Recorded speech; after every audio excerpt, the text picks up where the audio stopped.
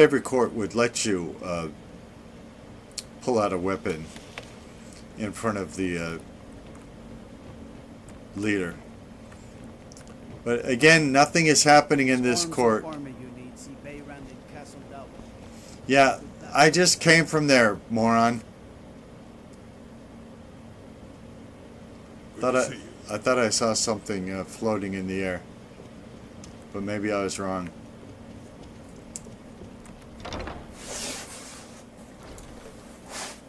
Okay. Trouble? I didn't say there was trouble.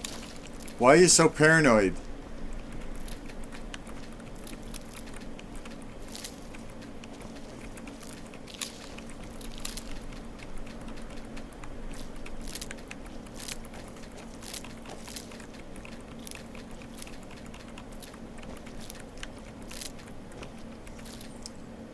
I'm trying to just show off the city. You know, we've made improvements to the city, or let's just say alterations to the city. People are going to want to see what makes it different than the regular shipped game. What's it look like with all these mods? Staying safe, I hope. The Golden Crossroads. The Divine Yes. Octavio. Interesting.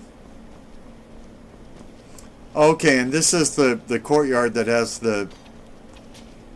So right across from us right there is... This is the doorway to where the general is and all of that. I'm actually glad that they know I'm KhajKeet, and I'll tell you why. Is most of this game, especially as shipped, they ask you your race at the beginning, you know, and then they almost never pay attention to it at all the whole rest of the game. They treat you exactly the same whether you're KhajKeet, Argonian, Imperial, Redguard, Bosmer. None of it ever matters. A good example is you can marry anybody. There's a faction called the Marryable Faction, and you can marry anybody in that faction. Any of them will marry you if you please them enough. So there's nobody in that faction that says, I just want to marry somebody of my own species. There's no humans that say, I only want to marry humans, like would happen in real life. Everybody in that faction is willing to marry anybody else, even if there's 1,000-year history of the most hatred between those people. Like, Dunmer are totally willing to marry Argonians, even though Dunmer kept the Argonians as slaves. And Argonians are willing to marry Dunmer, even though Dunmer held the Argonians as slaves. It doesn't make a lot of sense to me. Feel free to make requests. Take a load off and enjoy the atmosphere. I think that there should be... You always brighten my day. I think there should be more racism in the game, based on the backstories and what these people say about each other.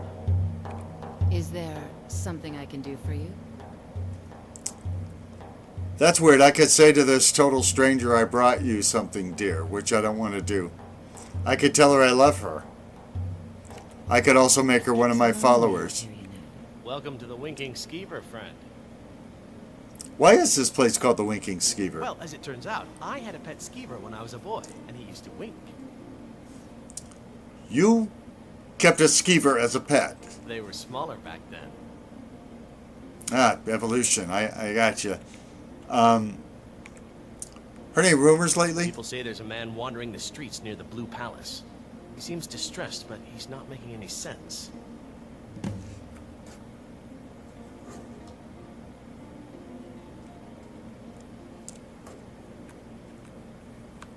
Any news or rumors floating about? Here, take a look at this. Legend we all know and love. Where can I learn more about Majaik? Magic. You're on the wrong side of Skyrim. Majaik. You want Winterhold. That college there, they teach it. Otherwise, you can try the Jarl's Wizard. I wouldn't know. Heard any rumors I heard lately? Jari Raz hanging around the Wells district, looking for new blood to hire. What do you got for sale?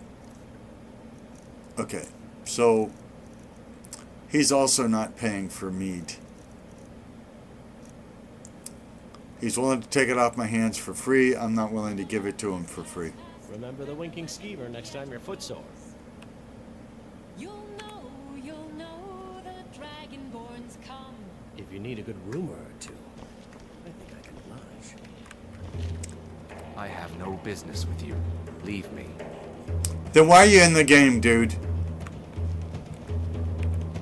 Ah, yet another new face. I'm from Hammerfell, you see. I can hardly keep track of all the people I've been meeting.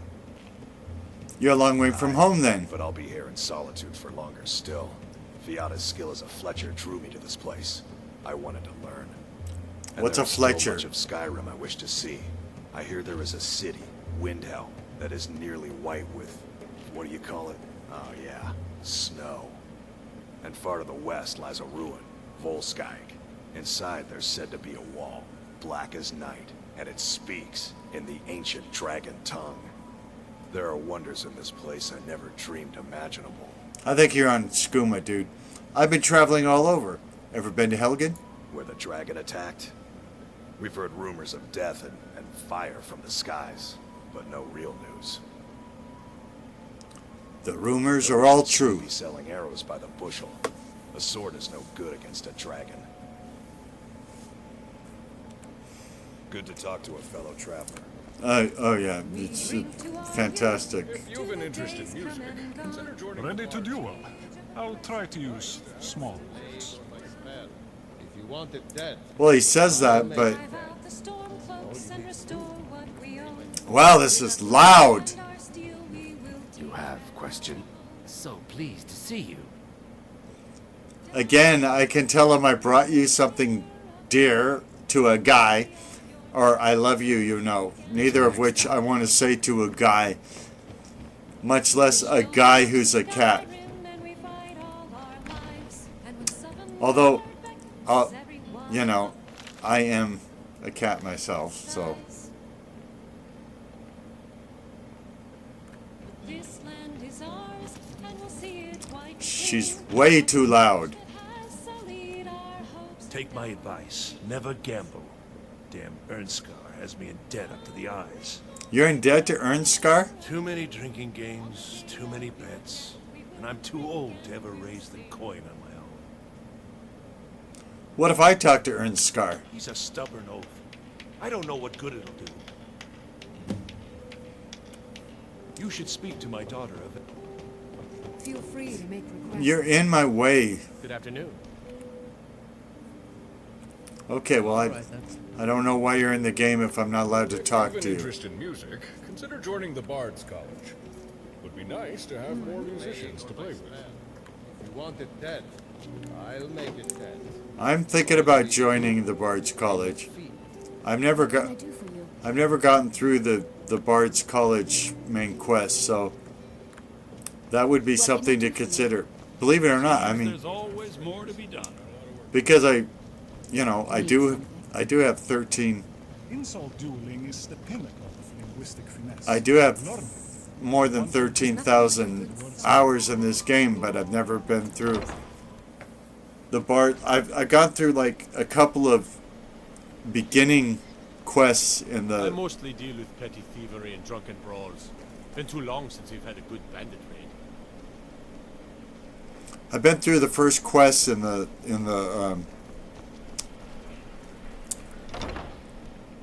Yes, sirrah. in the Bard's College, but that's it. What have you got for Take a sale? look.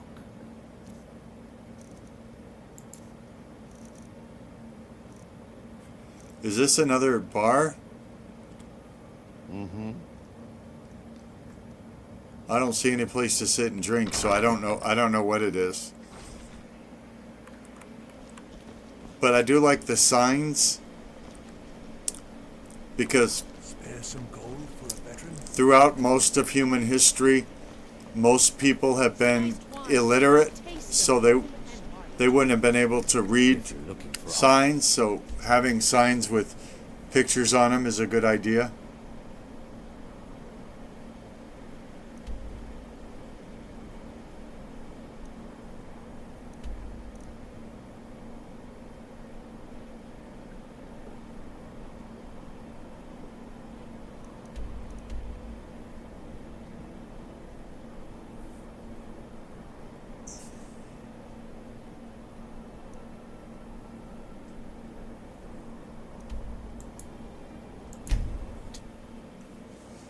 Once dragons sought to eliminate or enslave all mortal races. Staying safe, I hope.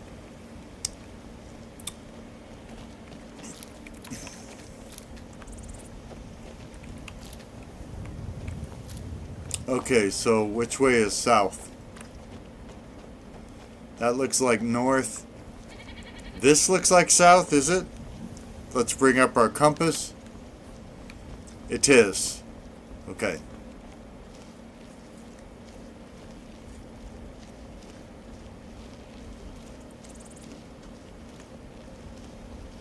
Heard there were wolves on the road. I didn't see any. Although, to be clear, wolves are no threat to me.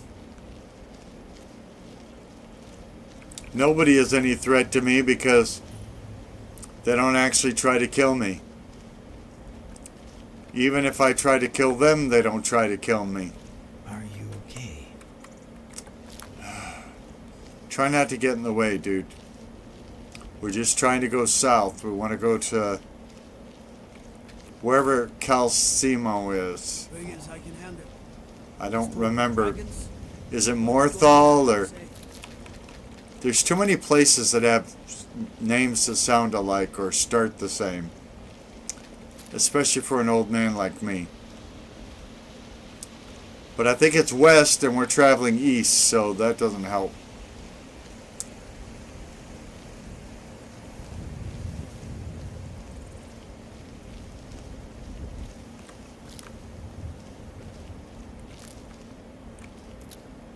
This sign should help. Markarth, yeah, that's where we're trying to go.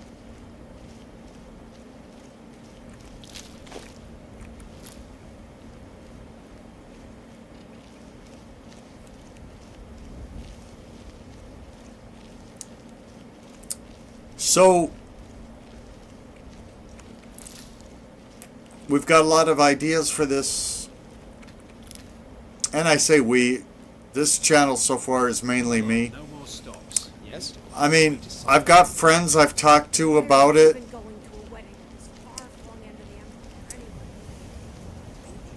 And they might give me some good ideas that I might use. But I think one of the interesting things is the people I've talked to about it aren't actually gamers.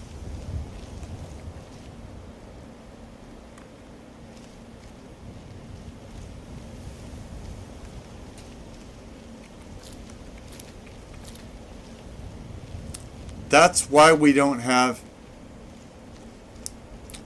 say, 30,000 subscribers. I'm not in gaming communities. I rarely play multiplayer games. And when I do, I usually play them as single-player games. So, for instance, I played the Elder Scrolls Online, which is a multiplayer game. I've played that thousands and thousands and thousands of hours. And yet, I play it mostly as if it was a single-player RPG. Probably half a dozen times. I have played it with a guild member. a stranger I met online that happens to be a member of the same guild I am, and we've gone out adventuring together. It was alright. It was fun. It added a different...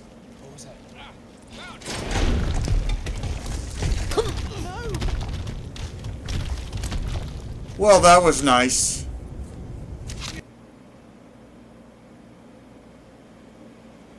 I didn't think we were in hostile territory, so it didn't occur to me to... Going to a wedding at this far-flung end of the Empire anyway. It didn't even occur to me to like, you know,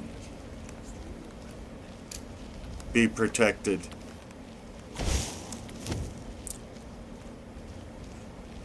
So,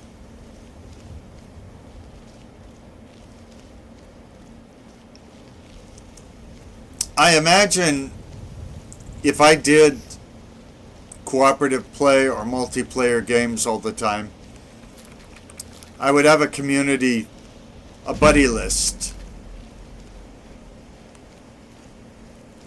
And then when I launched this channel, I could have pasted the link to it to my buddies, and some of them would have joined, and maybe some of them would have shared the link with their buddies. And so maybe we would have had more than we have now. I don't know. I also don't know where we bid it. Was it... So anyway, I don't have anything like that. I think I put a link of it to in my Facebook, but I just came back to Facebook after months of not using it.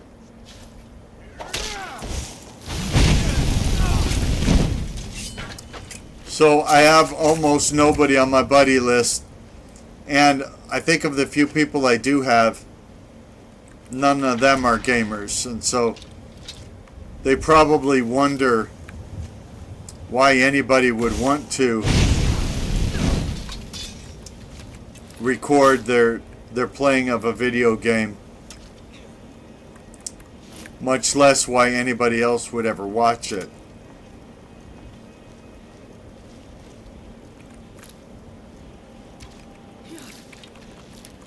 Most of my friends are theological buddies.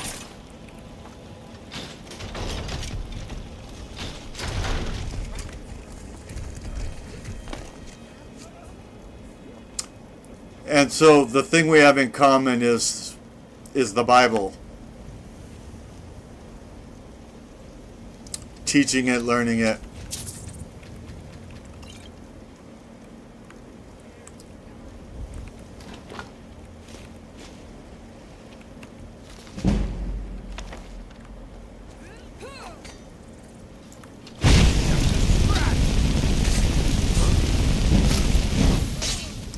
Notice the bandit chief didn't even take one swipe at me with his weapon.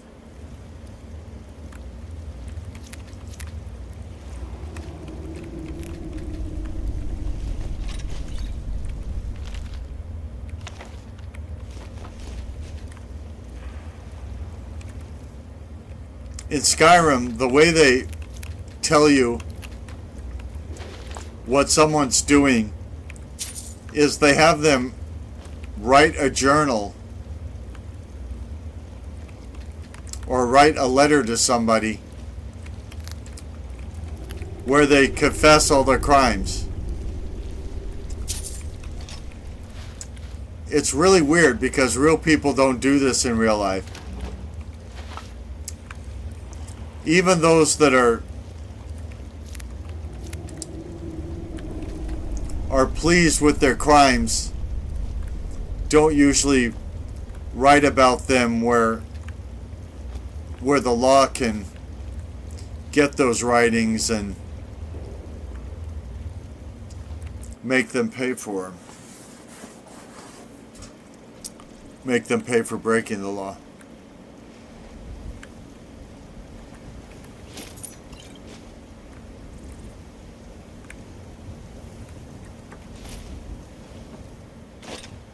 Criminals generally want to cover their tracks, not expose them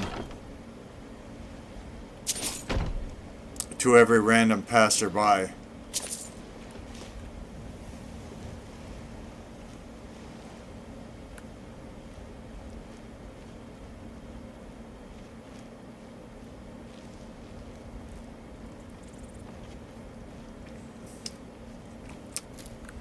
So anyway, I didn't have a built-in audience when I started this channel. What happened was I was going through Steam, and if you're a gamer, you know what Steam is, and if you're not a gamer, you don't know what Steam is. But there were these videos in my Steam profile, and I was wondering, why are there videos in my profile? And I looked, and they were videos that I had shot like 14 years ago, and I had forgotten about them. So I got a dog, and I did like a 10-second video of her, and I uploaded it to YouTube just to show off my dog. Here's my dog.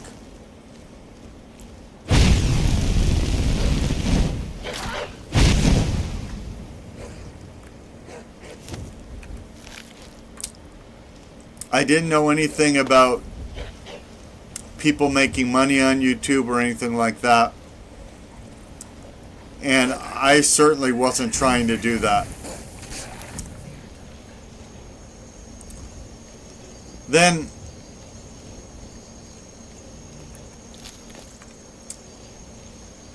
I thought, well, you know, I play these video games in some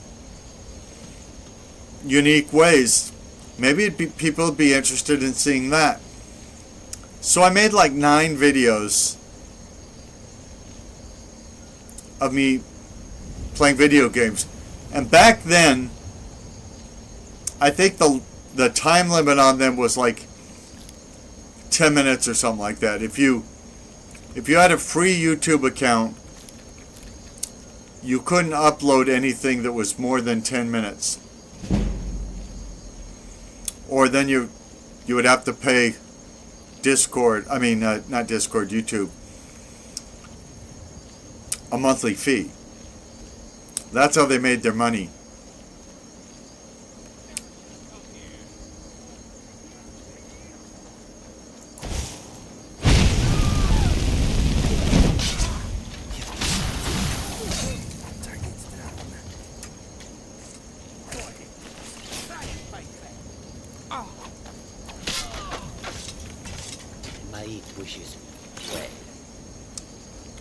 And again, I wasn't trying to make money or anything like that. And I never even heard of people making money off of YouTube. And I don't know if there was anybody making money off of YouTube 14 years ago. That's not the point of the story.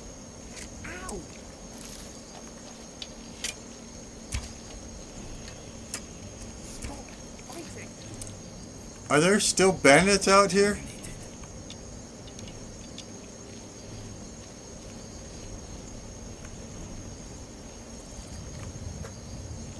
So, I knew I didn't want to pay however much it was a month for YouTube to host my videos. But I shot videos of myself playing like Fallout 3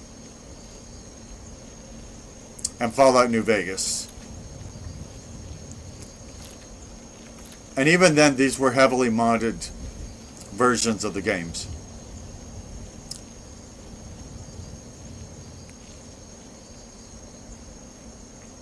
And what happened was, YouTube disallowed them. They accused me of copyright infringement. And I think just gameplay, I think gameplay videos were just so new to them. They didn't know that the game companies want us to play their games. It's how people find out that we love the games, that the games are lovable, that they're worth playing, that they're worth buying. These videos show off the games so that you will know whether they're the kinds of games you would like to play.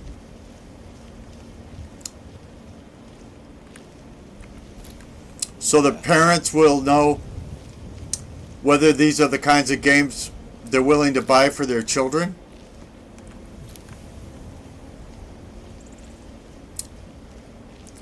So you will know kind of what to expect from games.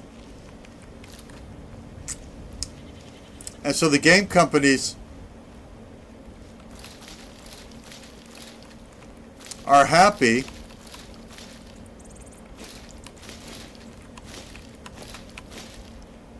to have us show off their games through these Let's Play videos. But I'm guessing YouTube didn't know that 14 years ago. That's just a guess, but what I can say for sure is they disallowed them. So I gave up. I wasn't planning on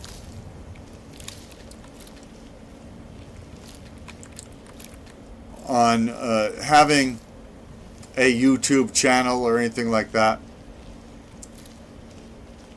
So when they said no to my videos, I said no to them. Okay, you don't want my videos, you won't have my videos. No harm, no foul. Have a good day. And that was the last of it. Until I saw these videos in my Steam account, and I knew those videos were the videos from YouTube. And sure enough, I looked, and over the last 14 years, people had, without me asking, you're interfering with official form or business. They had viewed my videos, they had liked some of the videos, and they had subscribed to the channel. Again, without me uploading any more videos in the 14 years, without, oh, I'm going the wrong way. Maybe there isn't, maybe I'm going that way because there isn't a road going the right way.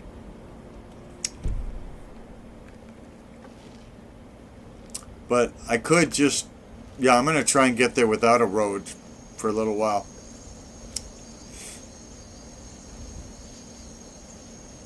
So, not only were they viewable from my profile in Steam, but in that time in between, they had become viewable in YouTube. That's how people were watching them. And now, 14 years later, of course, YouTube knows that game companies want us playing games, their games, on YouTube. We are showing off their product.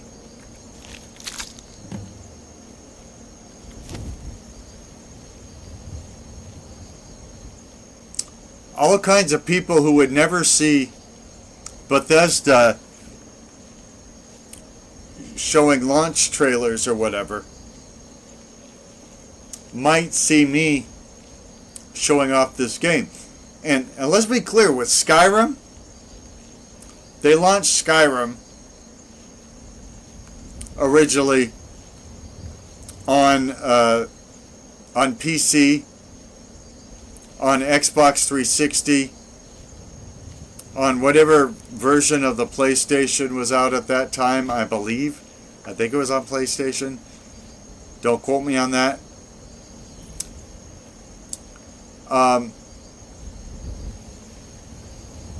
And then since then,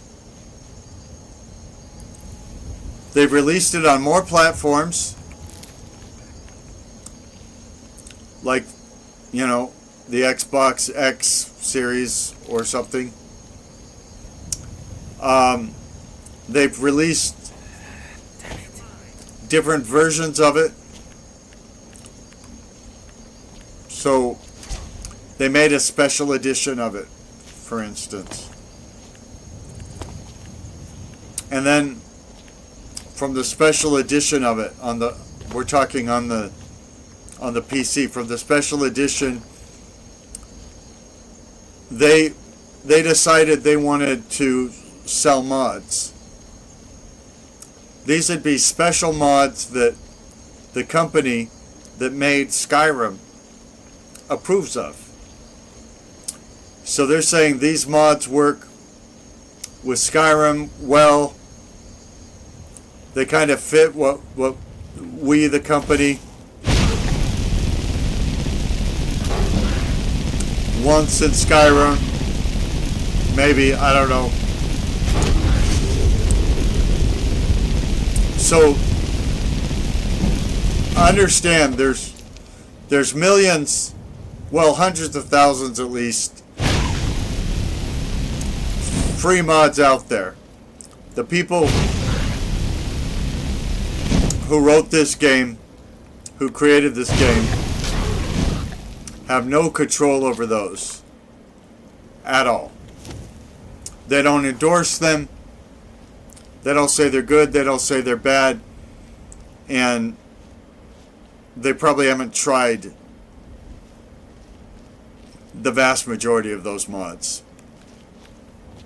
And it's not up to them to endorse them or not endorse them, because they're not a Bethesda product.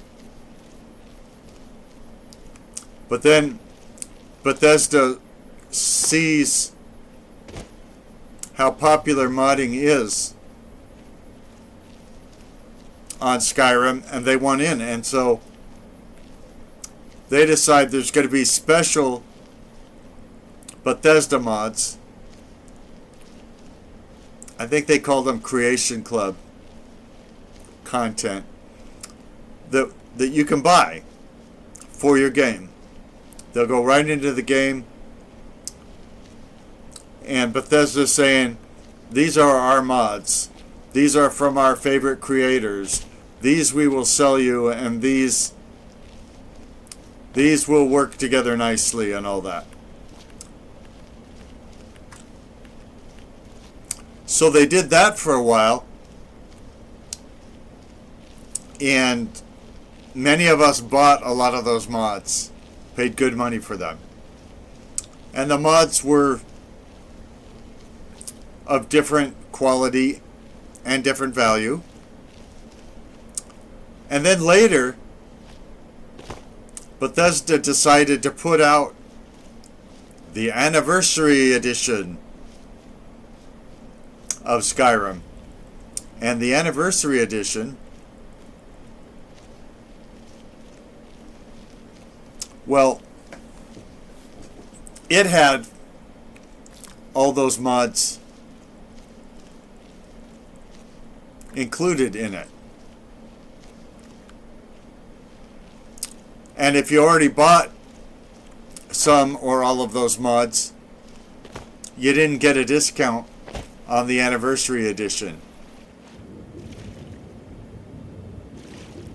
So the people that had held back and not bought those mods when they came out got a much better deal than the people who had trusted Bethesda in the first place. And my point is just that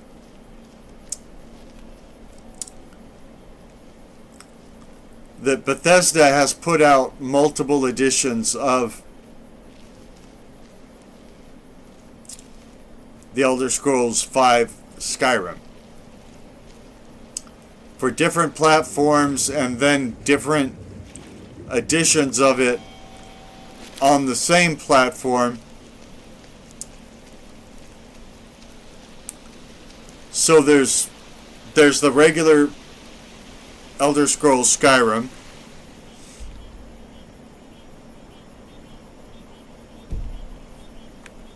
There's the Anniversary Edition.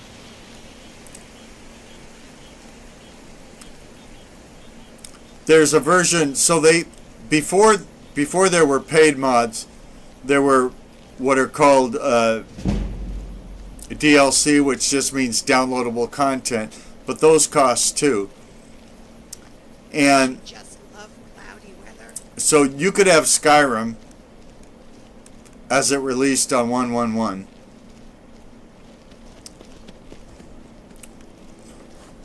Or if you had Skyrim and all the downloadable content, the official DLC for the game, that became known as the Legendary Edition. So Skyrim Legendary Edition.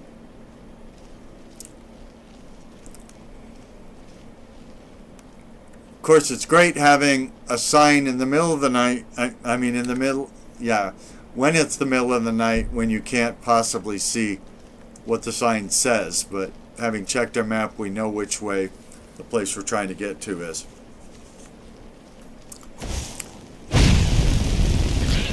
So now you have regular Skyrim. You have the Legendary Edition. You have the Anniversary Edition.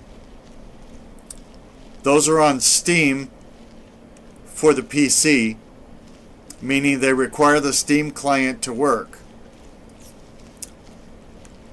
In fact, I think this might have been how I was first introduced to Steam. I can't remember what my first Steam game was, but Steam games require the Steam client to run. And so Steam is a piece of software that requires you to be online when you use it. And they have a storefront in it. You buy your games generally. Now, I didn't buy Skyrim in Steam the first time. But generally, you can buy your new games from Steam itself, right in that Steam client.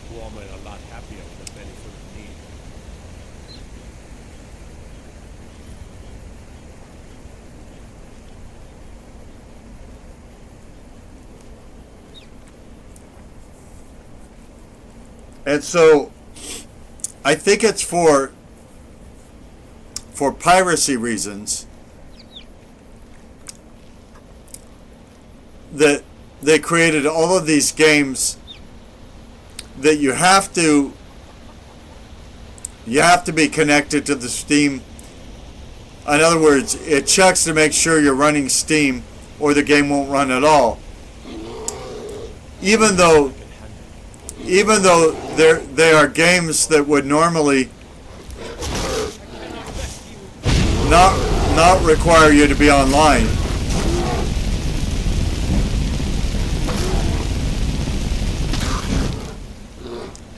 That's weird. I haven't seen bears attack that close to a town before.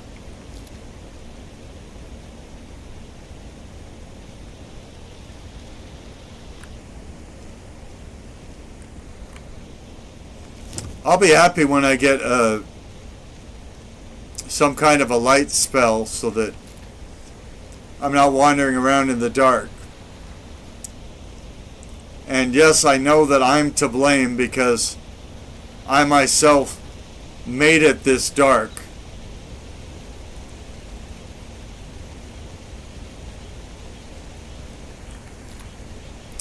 But I think night should be dark.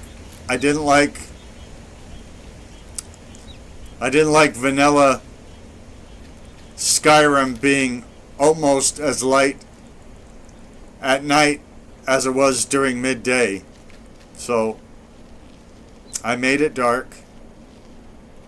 And that makes it more challenging. It also makes you be much more likely to want to, camp at night or sleep at night rather than be out adventuring at night where you might not even be able to see what you're doing. And I think the idea is if you were a real adventurer, you would have a torch with you or a light spell or something like that. This is Markarth, traveler. Safest city in the Reach.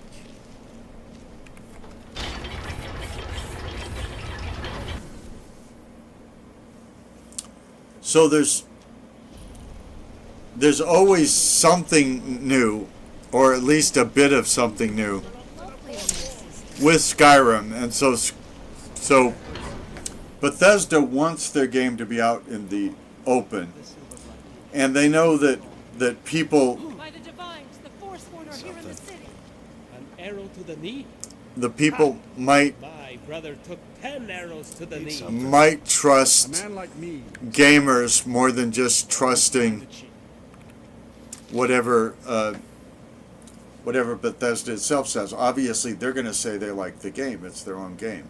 Citizens of Markarth, how long will you allow your kinsmen in the Warrens to suffer?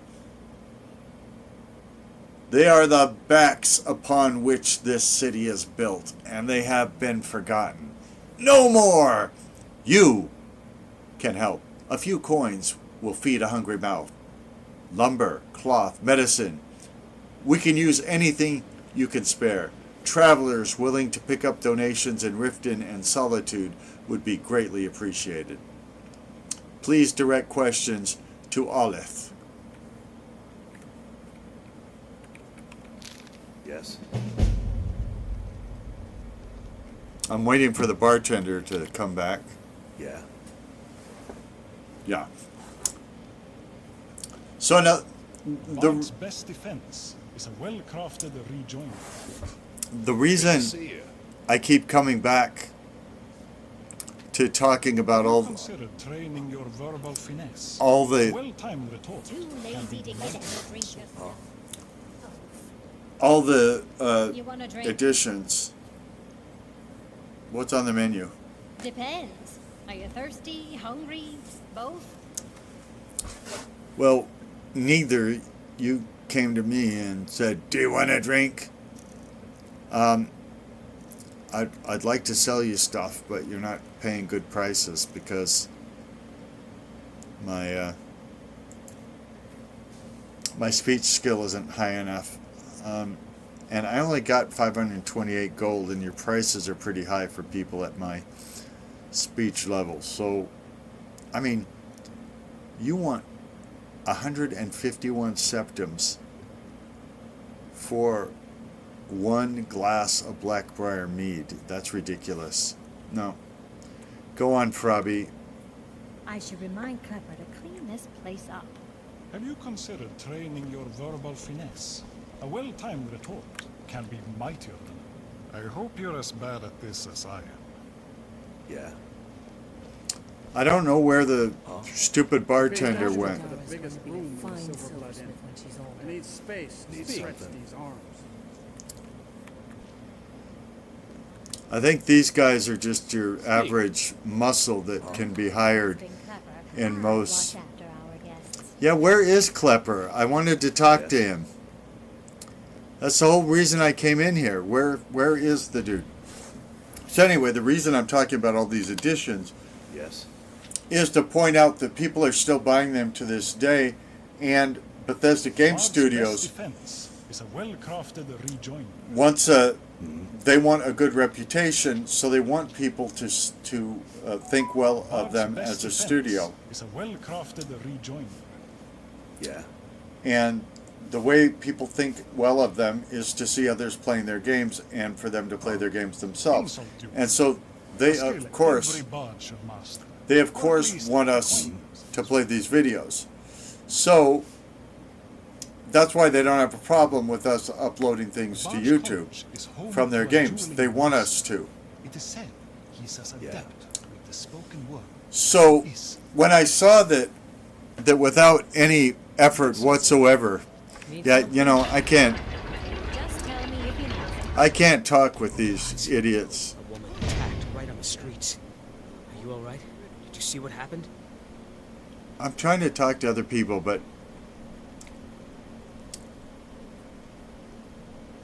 I must have missed it. Sorry. You don't have to say sorry to me. I just hope the 8 bring us more peace in the future. Oh, I think you dropped this. Some kind of note. Looks important. All right, then. Margaret. So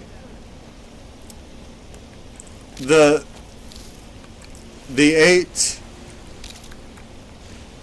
9 videos. I'm not talking about the 9 divines in the game.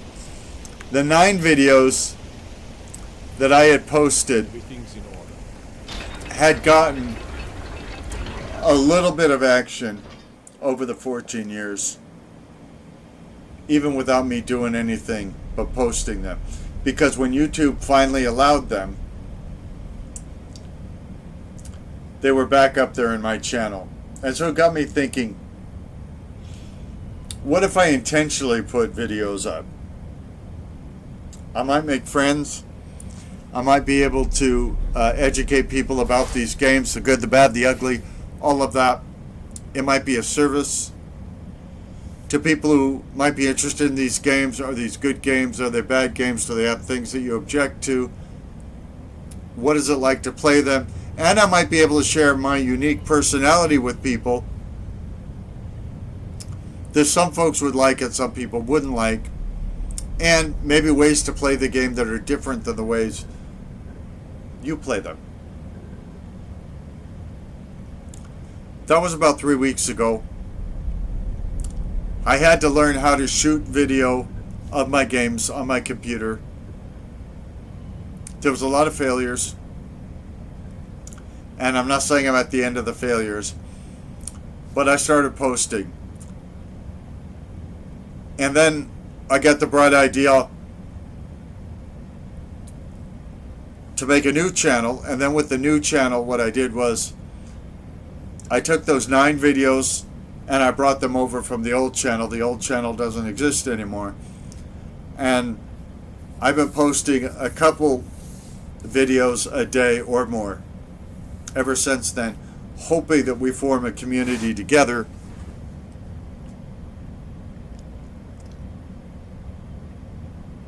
and that you're entertained, inspired, and educated by what we do here.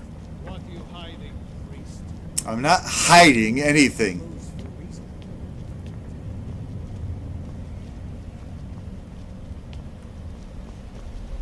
I like to get to all the various cities pretty early on in the game.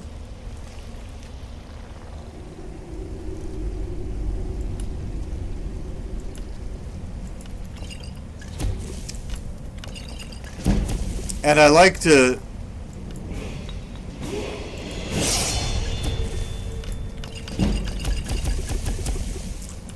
do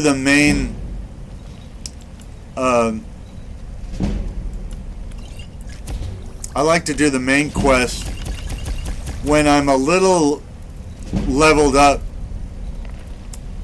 because I've done it the other way. It can definitely be done at very low levels.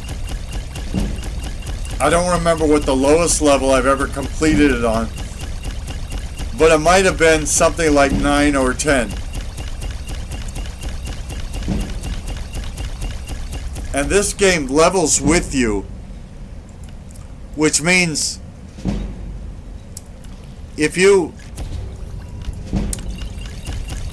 do the main quest when you start out at level 90, it'll be a much tougher challenge than if you just start the game and do everything in the main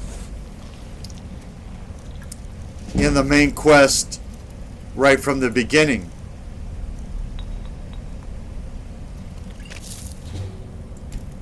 So I want that tougher challenge.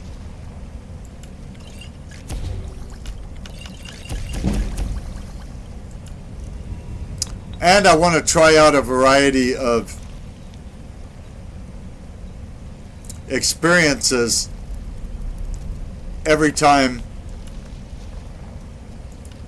I fire up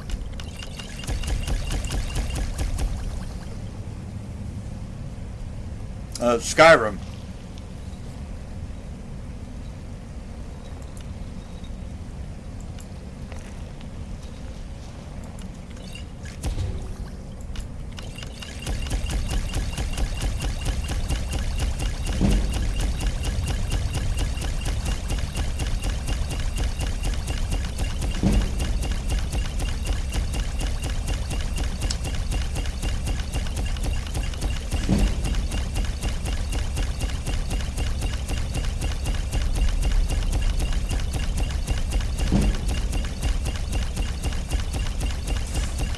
So I do the tutorial.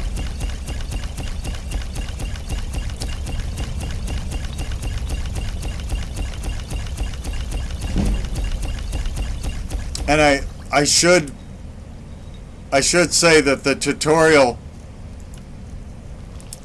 actually, you have tutorials until every time, I mean, when you do something new, there's a tutorial about it whether you know it or not.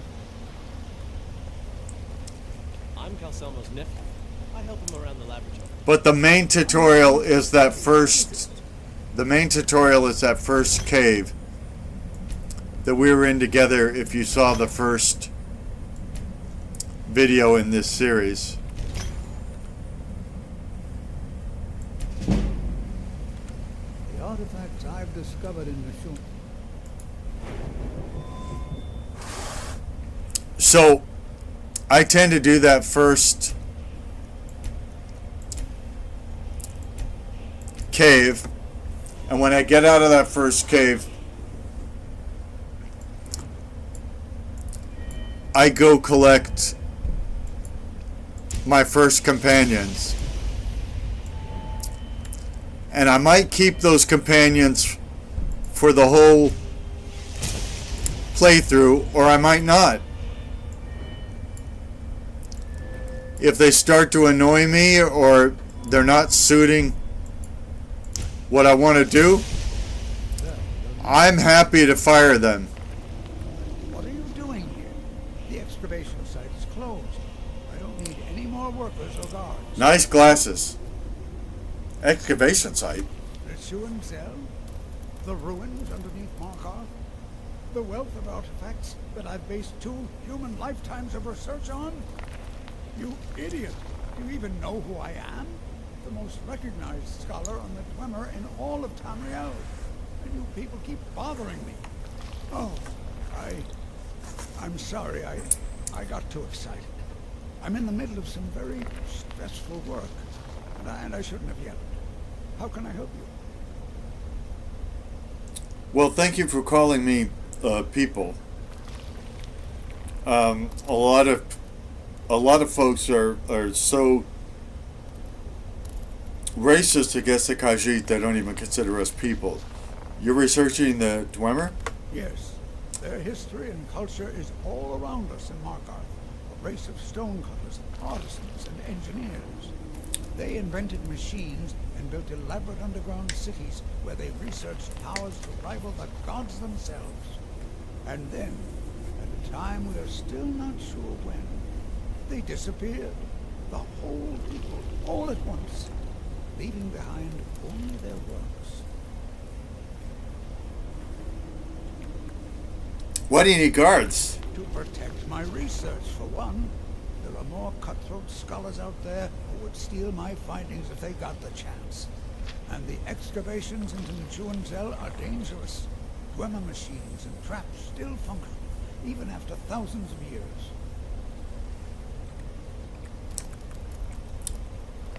I'd like to see the excavation site. Persistent, aren't you? I guess, yeah. Very well. Who am I to stand in the way of curiosity? I'll let you in if you agree to something for me. There's a giant spider in the Chuanzera. My workers call her Nimi, the poisoned one.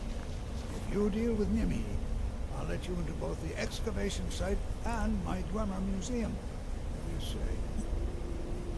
That spider is as good as dead. Enthusiasm. Good. Here's the key to the dig site. What have you got for sale, my dear? What have you got for sale? Take a look. Now here's the problem. I want to get projectiles, but I kind of like candlelight too, so we'll take candlelight. Now you know there's going to be projectiles I like. Yeah, water ball, and it's 567. So let's see if I've got anything I can sell him. Well, I don't have anything I can sell him that's anywhere near worth 567.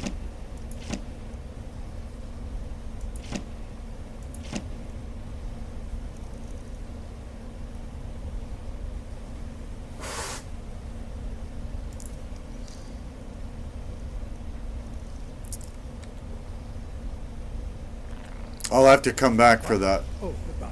I'm Kelso. Sniff. Yeah, I don't care. And you keep saying it to me, by the way. Oh, I wanted a water ball. We don't have a water ball. That's a shame.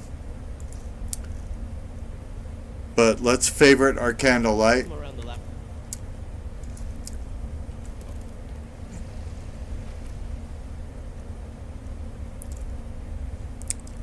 I don't like doing his quest without a good water ball because, again, I like throwing magic.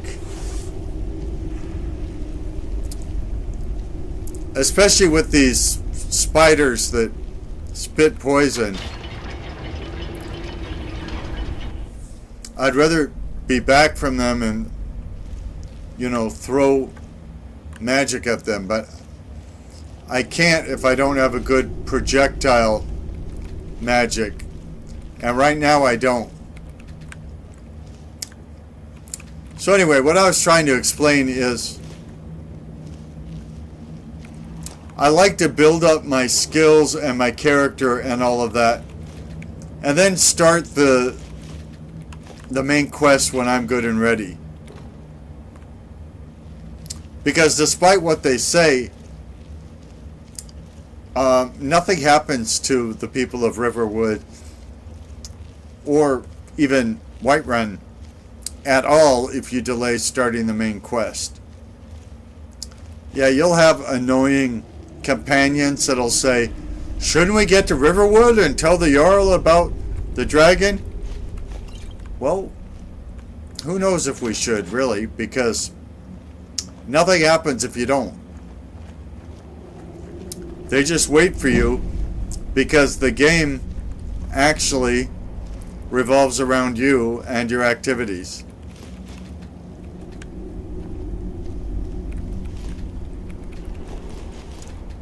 There were previous entrants in the Elder Scrolls franchise, I think, where you had a certain number of days to do things. And there were certainly games that in the Fallout universe where you had a certain amount of time to complete them, but the difference is Bethesda created the Elder Scrolls universe, and they bought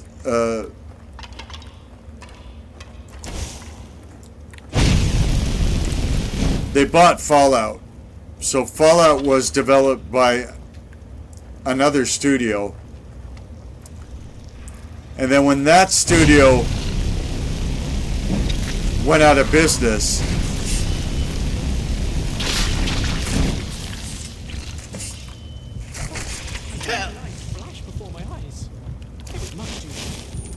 Bethesda bought the rights to make Fallout games.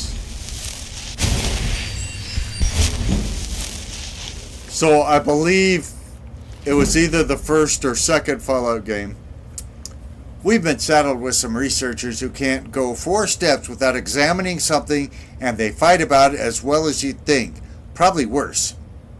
Strom at least had some magical competence, but none of them can swing a sword. Urge and Krag seem up to something, so I'll have to keep an eye on them. But Stauben assures me they're trustworthy. Aletheus.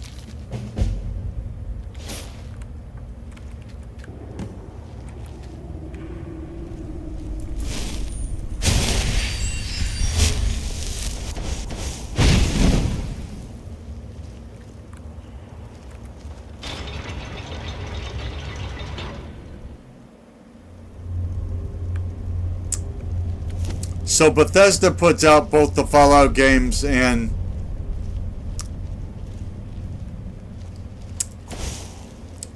the Elder Scrolls games. But one, the Elder Scrolls, they invented and put out every game in the franchise. The other one, they bought and they put out some of the games in the franchises. They didn't put out the first few games in the franchise, and then after they bought it, they had another studio develop Fallout New Vegas.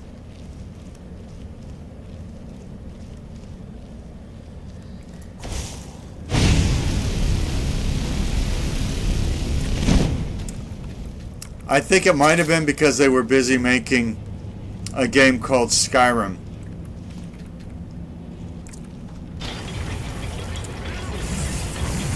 So Fallout 3 was very popular. And so they obviously wanted to make money off of Fallout's newfound success. But they were busy with other projects. So they hired a company to make the next Fallout game. And that company was very good at it.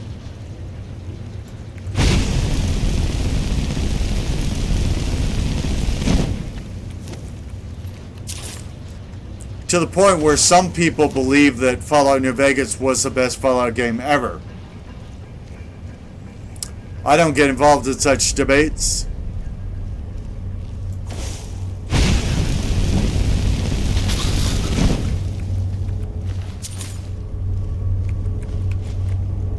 I can say I enjoyed it a lot, and I enjoy it a lot more than I enjoy Fallout 4.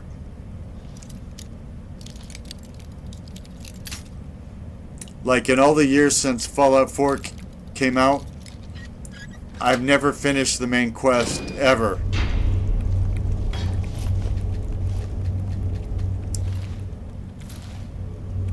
And there's a lot of games I have where I haven't finished the main quest. But Bethesda games, yeah, I generally want to finish them.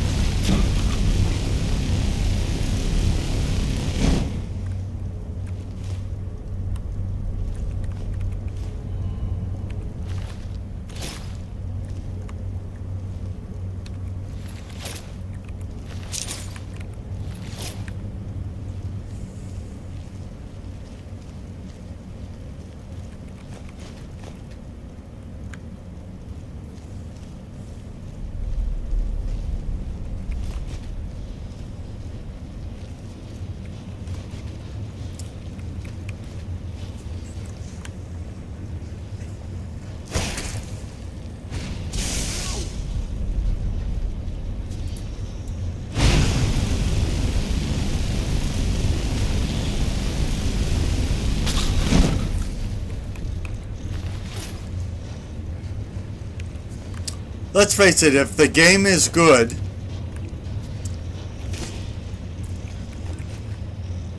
these videos of the games will cause people to want to buy them.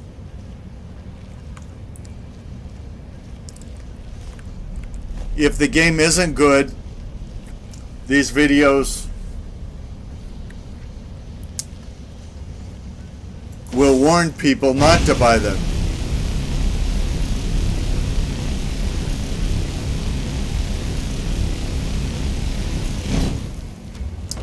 So if a company were to complain about video of their games being used in videos online, like on YouTube,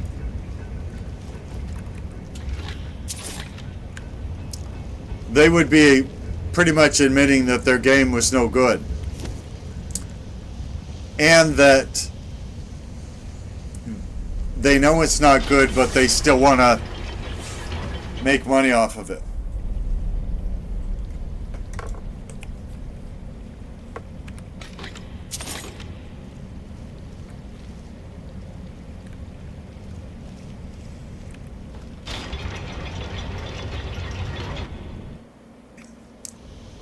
I wouldn't even have to say anything for you to know this game is really, really good.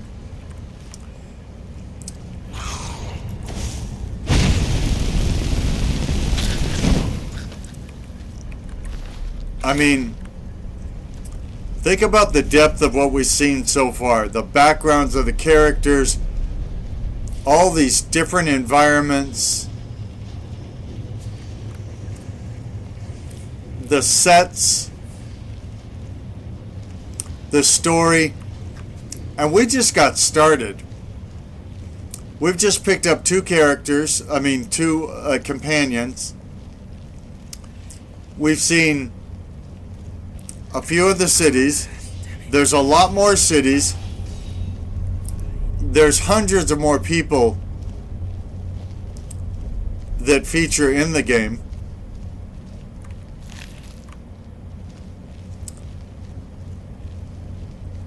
There's more quests.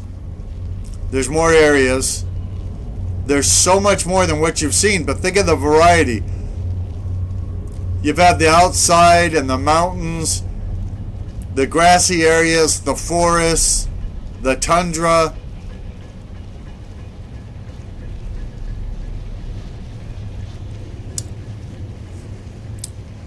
All in this same game.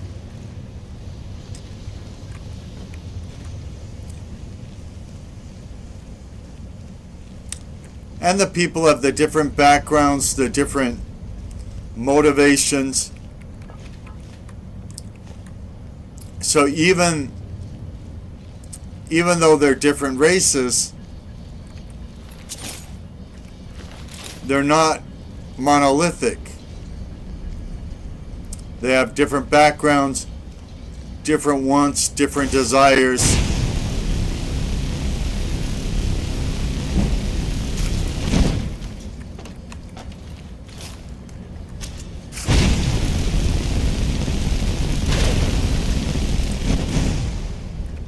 You learn their stories by playing the game.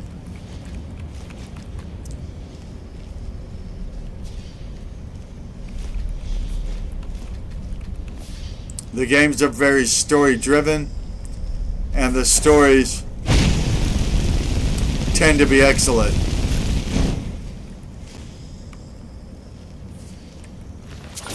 I think the reason why video games are a thing is because you feel connected to them.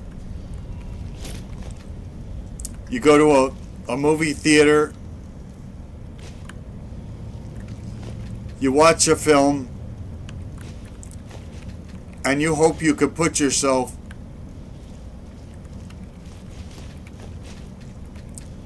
in place of that character. That one who's running around doing all sorts of stuff. And sometimes you can put yourself in their shoes, sometimes you can't. In a video game where you're controlling the action,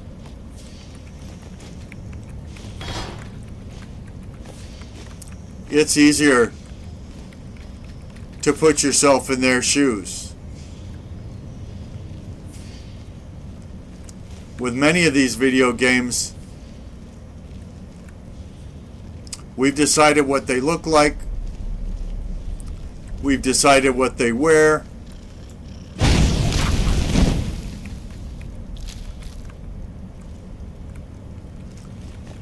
We make decisions starting out with simple decisions and then becoming more complex. So, do I want to be a good character or a bad character? Great, a good character. Okay, so what does a good character do when he enters Riften, a town that seems to be taken over by organized crime?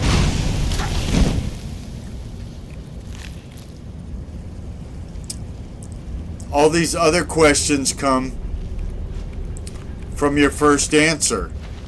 And of course, many of these games you could play for hundreds of hours without getting to the end of what is in the game. Oy vey. This happens when I'm talking to you, by the way. I'll miss something like that. I'm not blaming you, dear viewers, if there are any dear viewers of this video, which I doubt.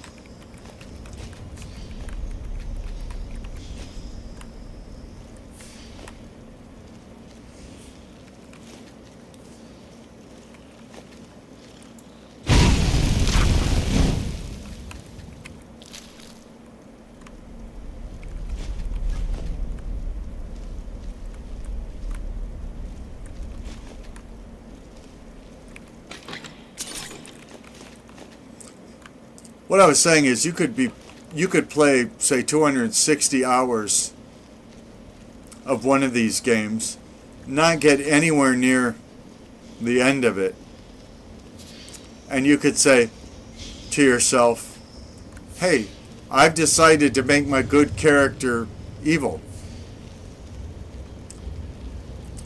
That is a perfectly legitimate thing that's available to you.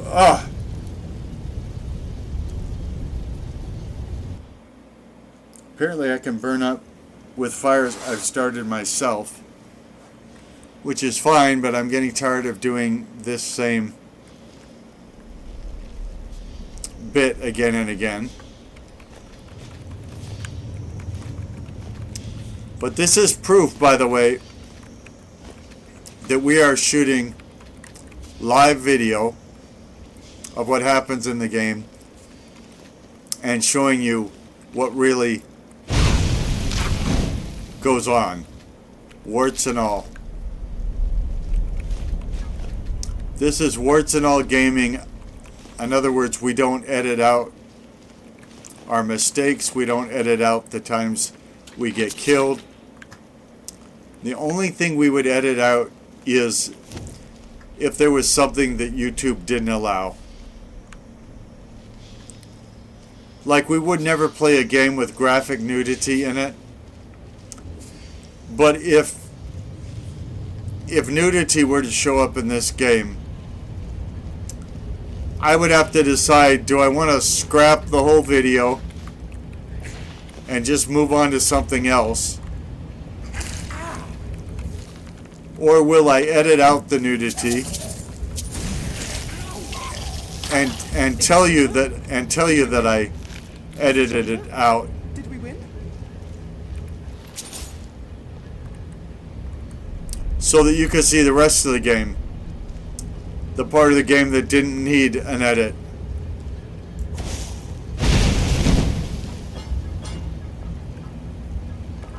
I was trying to, and I think I did do it. I was trying to trigger that thing that killed me last time. So I won't get fooled again, as the Who would say.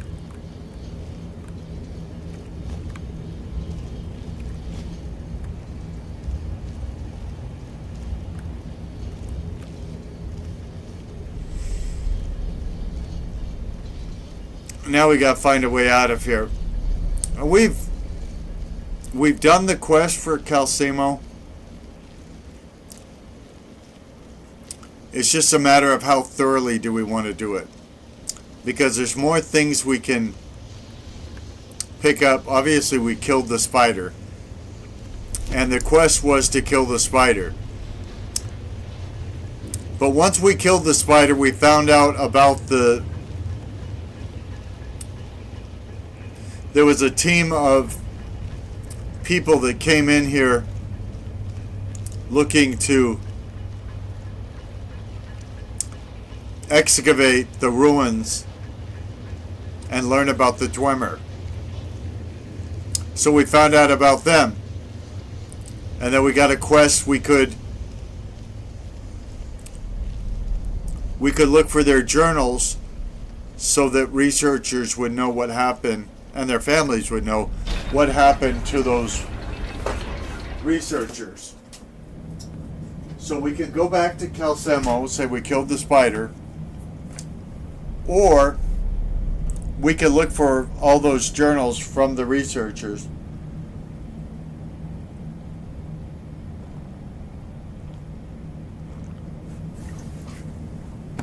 And along the way pick up more artifacts and all of that.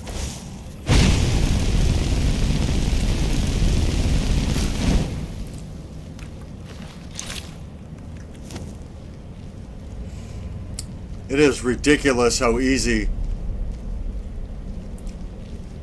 these things are to kill when they're not trying to kill you at all.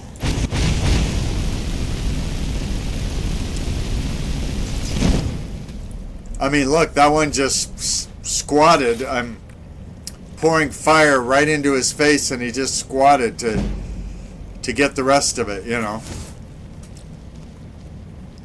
I wait here for your fire, mister.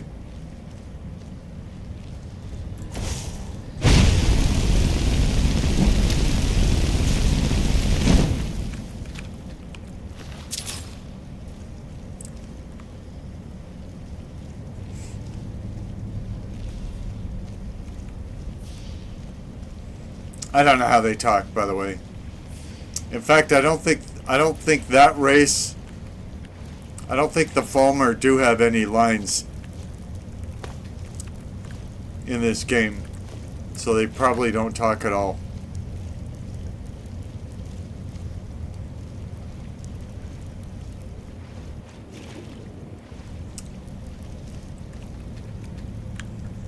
That was a waste.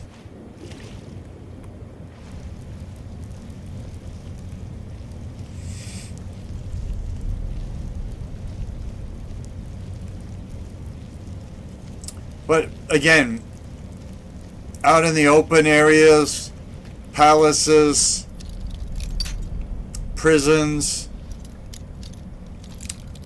these underground areas, and you see no two underground areas are alike.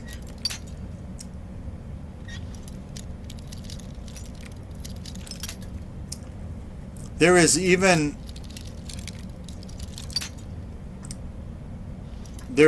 a quest system. It's called the Radiant quest system that would literally, if you kept playing, it would literally keep giving you quests forever. Now, I assume you'd get bored of them before forever got here. But the point is, they've come up with some kind of way so that you never run out of content in the game.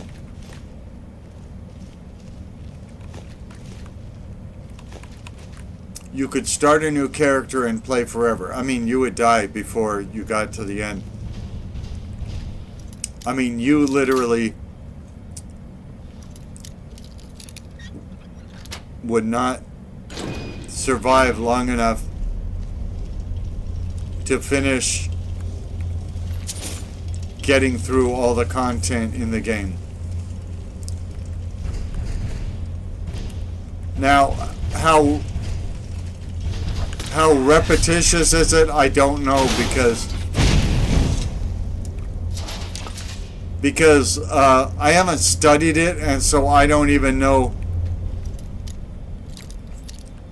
you know, for instance, how to tell a radiant quest from a regular one. I honestly don't know.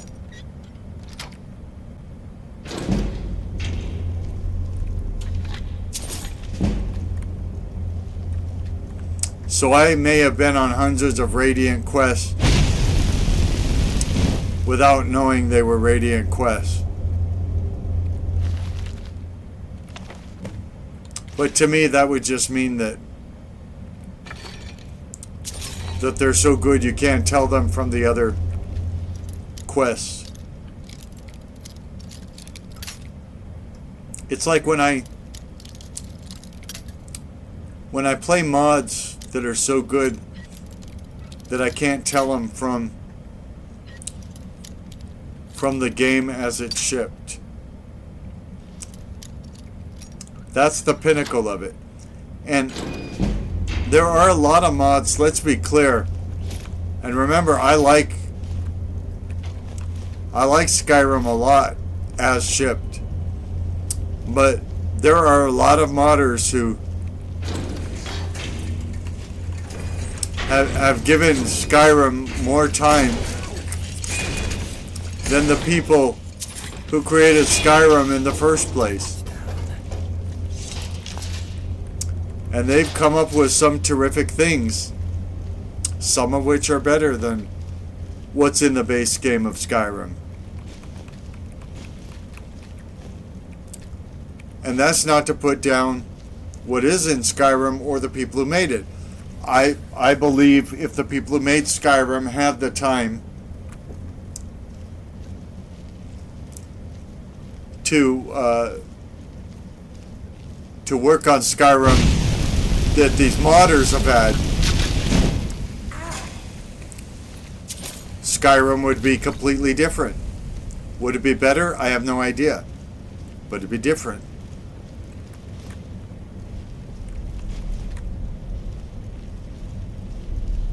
I'm one of these guys that I like Skyrim the way it was shipped.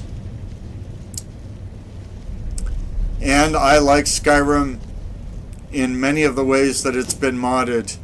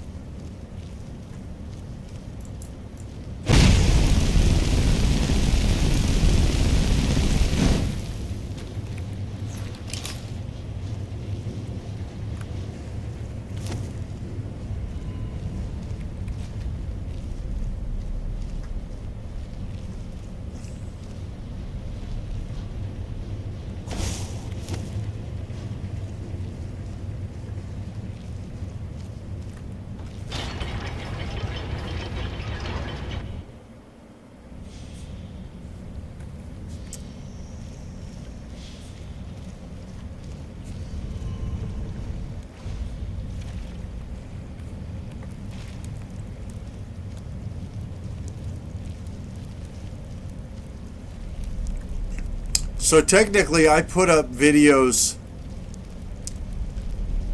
before gaming videos before most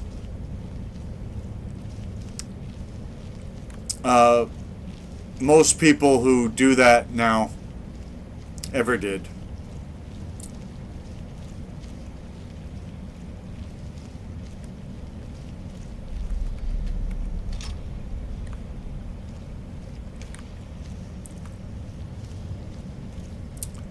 I'm not going to say it was my idea, you know, to make gaming videos. I will tell you this, though. I remember, I think it was in a magazine, but a long, long time ago, in a galaxy far, far away,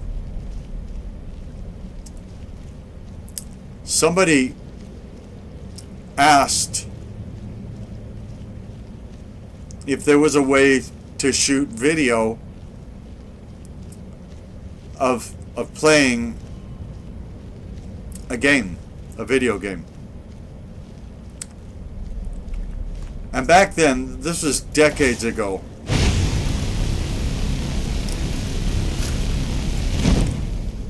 so back then it was much more difficult to do.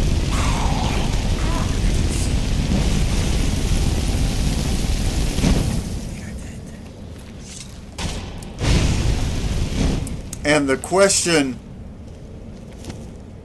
was, you know, can I shoot video for others to watch? And so, with the answer that you can, even this gaming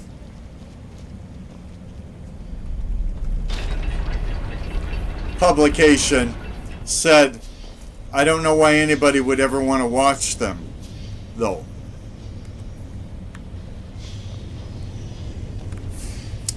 So, I'm old enough to remember a time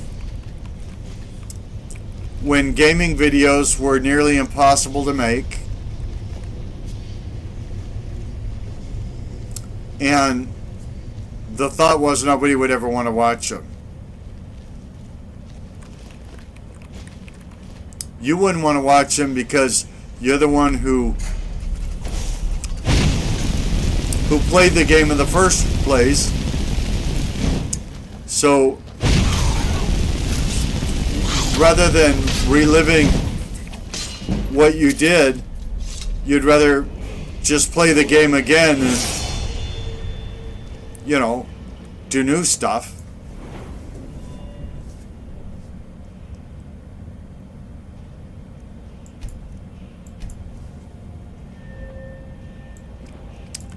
And nobody would want to see what you did, because since they weren't playing the game, they'd be bored. That was a sentiment back then, and it was the sentiment for a long time.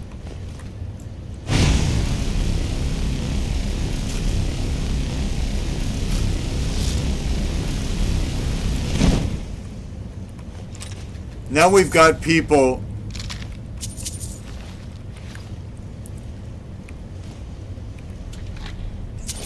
whose entire career is they play video games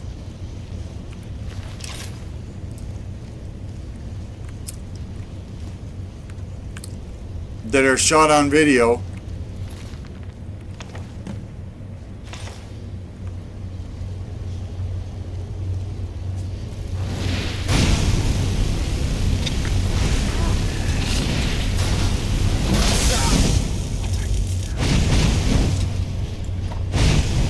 for people to watch.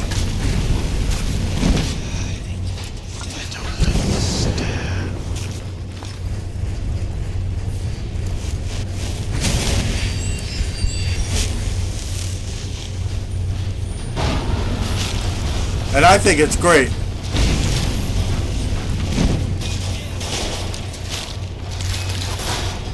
I can tell you it looks easier than it is.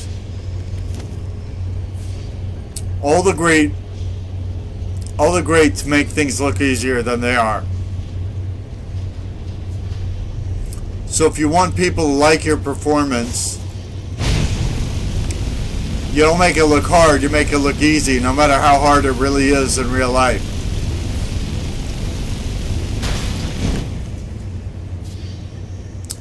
I remember growing up, you know, back when I was a kid, you probably only had the one TV in your home.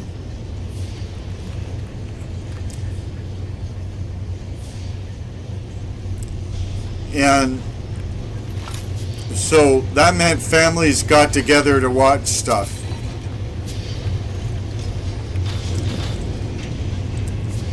I'm not saying that isn't done today, that people don't get together to watch things. I don't know what families do today.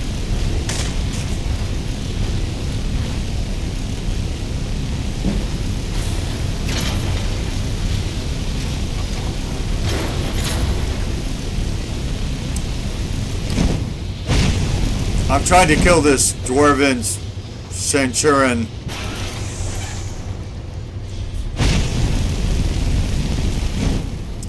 I'm trying to kill everything that's killable here so I can get out of here and get back to Calselma.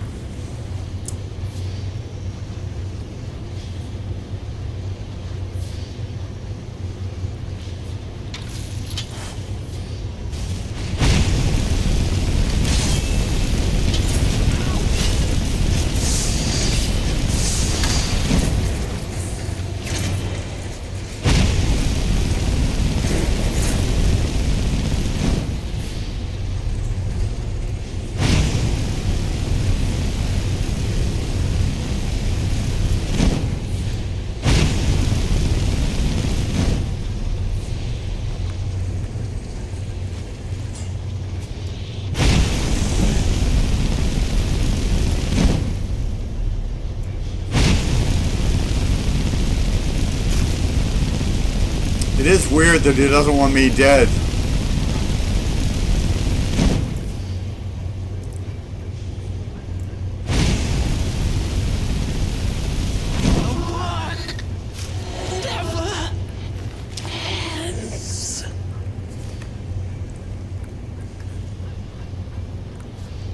And he ruined my concentration, so I don't remember what I was yammering about. I know I said we'd gather around the TV, but I don't remember why I said that. Hey, I'm a 62-year-old man. What can I say?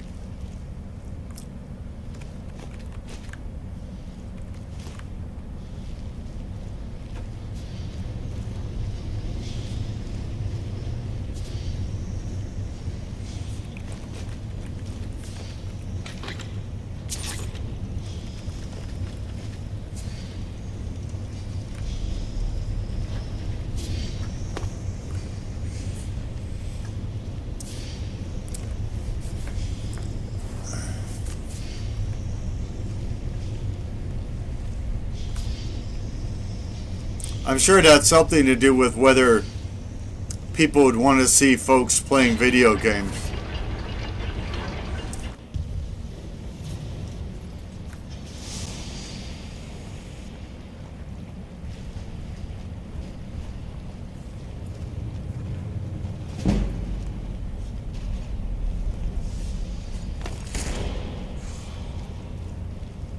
It took a while for this to catch on, I will tell you that.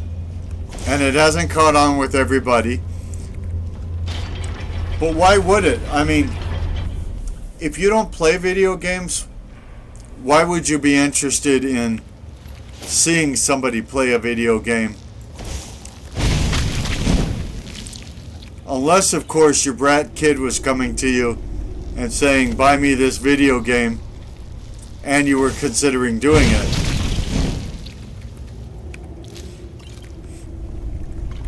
And yeah, I apologize for saying your kid is a brat. My bad. I'm not much of a diplomat.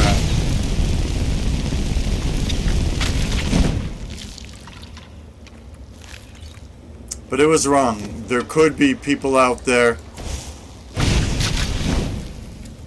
whose kids are not brats. I often wonder where ours is hiding.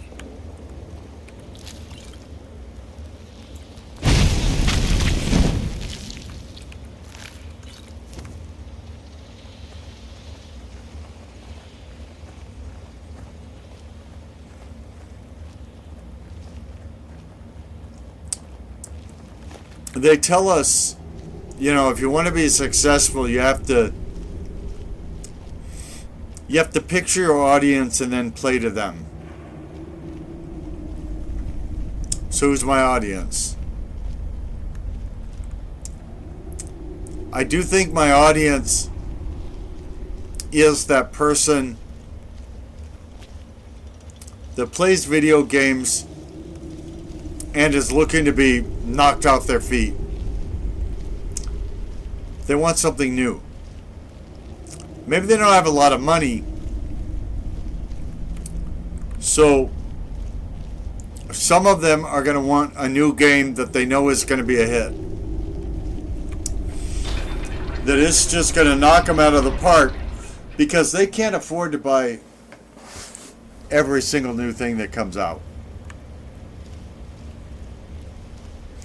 We all, you know, have bought the latest, greatest thing to be disappointed by it. And sometimes, you know, the latest games these days can cost $80, $90, $100. I think when I bought Borderlands 3, it cost me $125.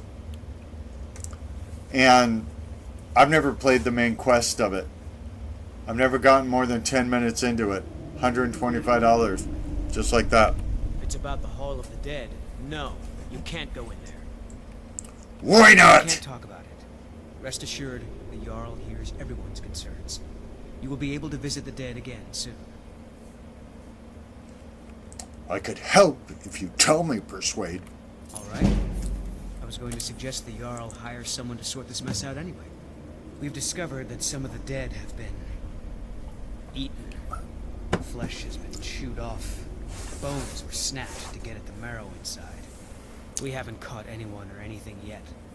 It's like it knows when I'm there. If you can get to the bottom of this, the priesthood of Arcade will reward you. Take my key and be careful. What's all it did? New to Skyrim? I was confused at first too. Did you want an answer, or are you just going to interrupt the answer? It's where people in the city are buried. Fathers, forefathers, mothers, foremothers. Who's Arcade? Arcade, one of the 8 divines, god of the cycle of birth and death. It is his shrine people pray to when they visit the hall. That his divinity will watch over their ancestors on the way to the next life. Oh, I thought it was something to do with game playing, like Arcadia, you know, Arcadia. May I receive a blessing from your totally pagan, idolatrous god? Arcade watch over you. Arcade keep you and protect you. Arcade's blessing to you, now and forever. Apparently, Tread lightly in the hall. Arcadia doesn't have high standards. You know, Many would walk blindly into a crypt, smelling of steel and blood, but not fear. You know, Brother Valerius, or... I feel the hunger inside of you, gnawing at you. You see the dead, and your mouth grows wet. Your stomach growls. He said he wouldn't come in here, and then we come in here, I will not shun you for what you are. and we see him in here. See, there he is, right in here. He lied to us. You're a liar. Find out what's happening in the Hall of the Dead. Arcade will watch over you. Yeah, well, You were young when you first tasted human flesh, weren't you? A brother or sister had died? An accident, of course. Then the hunger set in. Curiosity. What's the harm in just one bite? It's okay now. You found a friend who understands you. You can let go of your guilt. you notice there's like nobody normal in these games. It's all, dead bodies being eaten, ghosts coming back to haunt, all of that. Guilt. What are you talking about? I'm innocent. Innocent, I tell you. Innocent. A lot of our kind block out the memory of their first meal. The shame. Our kind? You mean like You don't need to hide. KhajKeet? You don't look KhajKeet. Namira, the Lady of Decay, accepts you for what you are. She has a place for us where we can sate our appetites without judgment. Where is this place? It's inside Reachcliff Cave. But the dead have stirred from their slumber recently, and I was forced here. Meet me there. We'll fight our way to Namira's embrace together. Until then, tell the people of Markarth that their dead won't be disturbed anymore. We have bigger plans ahead. So I can join some cannibals. Yep, only normal people in this game. Cannibal, oh, cannibal, oh. What happened in the Hall of the Dead? I didn't return. We're in the Hall of the Dead, you doofus. The Hall of the Dead is safe now. Divines preserve you. You're a hero. We'll reopen the hall right away. Here, take my amulet as a reward.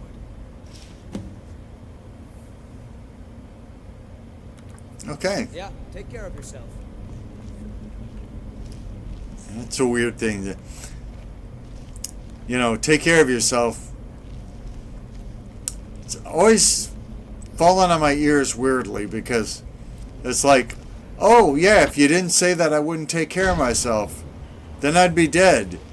Yeah, it doesn't really make much sense. Let's go talk to Calselmo. Now again, I think these quests he gave us would have been more rewarding as well if we had done them later, but I don't remember. I don't remember. Study. What is it?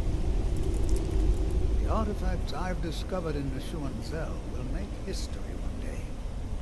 I found this expedition journal. I mean journal. Ah, so that's what happened to Stalin. Tragic. But I warned him he was leading those people on a fool's errand. Unfortunately, sometimes the stone of scholarship is built on the foundation of death. I'll inform the king. Here, I usually pay respect. You seem so broken up. From the ruins, but they won't be needing it anymore. You're not coming across as very compassionate. Hopefully, you don't show more sorrow for the next death I tell you about. I've killed Nimi. You have my gratitude. That spider had been interfering with my excavations for months. As promised, is the key to the Dwemer Museum. Mind the displays. Some of them are quite fragile. I don't think he gave us enough money to I had you figured for a mage. I think you'll appreciate this. afford anything good. Oh, we got 12. We got 1271 gold. I don't know how we got all that, but let's look at his spells. Except he doesn't have any spells. What's that all about?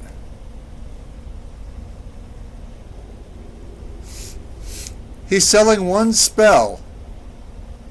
Oh no, that's me. Okay, this makes a lot more sense now. Oy vey. Mom always said, stupid is as stupid does. So we're looking for a water ball. Yeah, water ball. I'd like to buy a water ball, please. Yeah, $4.94. I just bought a water ball.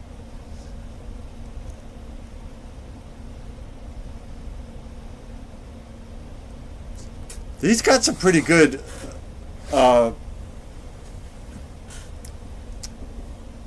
he's got some pretty good spells I've never even heard of before here, but I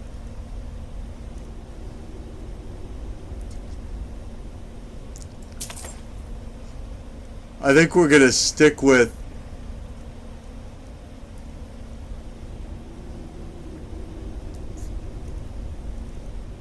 I do like the elemental ones. Elemental bolts we'll go with. That's going to leave me with just 40, but I do like it. Let's show you how it works.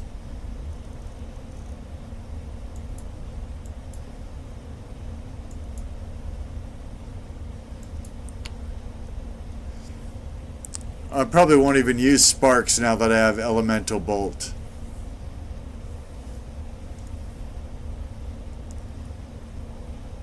Oh, I know what's wrong. I need to read the books that they're in.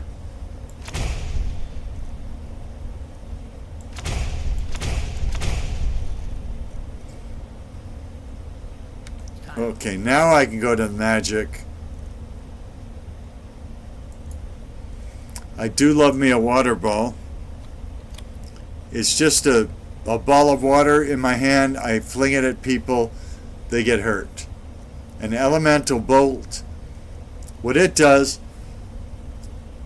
it explodes for 23 points of fire damage, but it also does 23 points of shock damage at the same time, and half as much damage to stamina.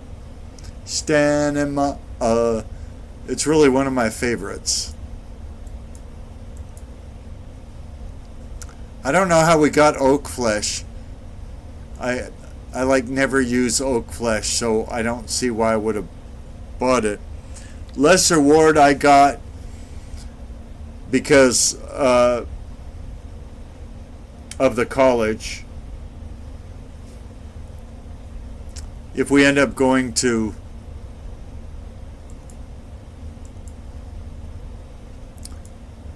the college in Whiterun. So now I gotta decide where to put them. My water ball I will put at 3. Elemental bolts I will put at 4 for now. The lesser ward will be 2.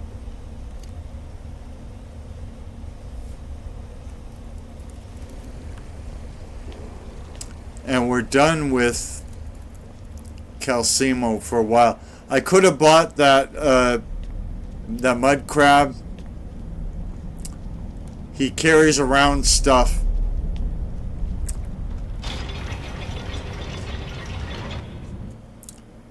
But you know, I spent a lot of money.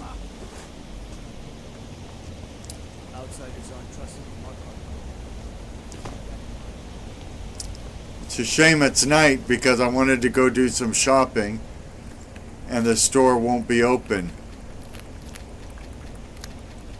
I've been looking for you. Got something I'm supposed to deliver. Your hands only. Let's see here. A note from someone named Calcelmo. Oy vey. Looks like that's it. Got to go. We just left that idiot. Let's see what his note says. I think I know what it says, but let's see what it says.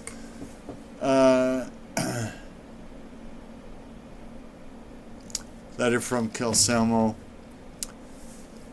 KhajKeet. It has come to my attention you may have recently acquired a certain dwarven crossbow from Nishuanzel.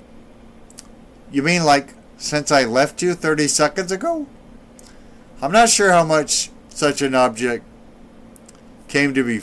I'm not sure how such an object came to be found. I'm going to read this if it killeth me. I'm not sure how such an object came to find itself resting there, but I've been trying to obtain one for my research. If you still have it, or if not, find another one. I would be most appreciative if you were to bring it to me here in Markarth. I was just there with you 45 seconds ago. I will pay handsomely. You can't do anything handsomely. You're not a handsome man.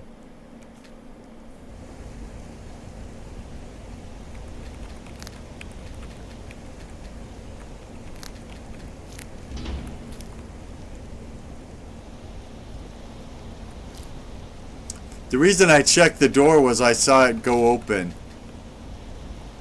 But we didn't see anybody go in or out.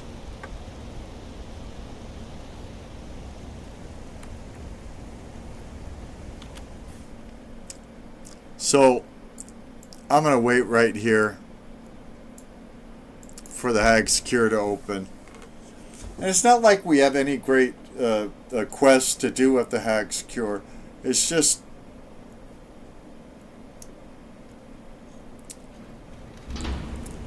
You know, why not go in? It's downstairs, dear. Just come right in. There's so much to learn about the shop. I'll never get it all straight. Good. Nobody wants you to. Why can't the men in the city leave me Keep alone? trying new things. Alchemy rewards inquisitive minds. Oh, did you need something? Oh, could you shut your face?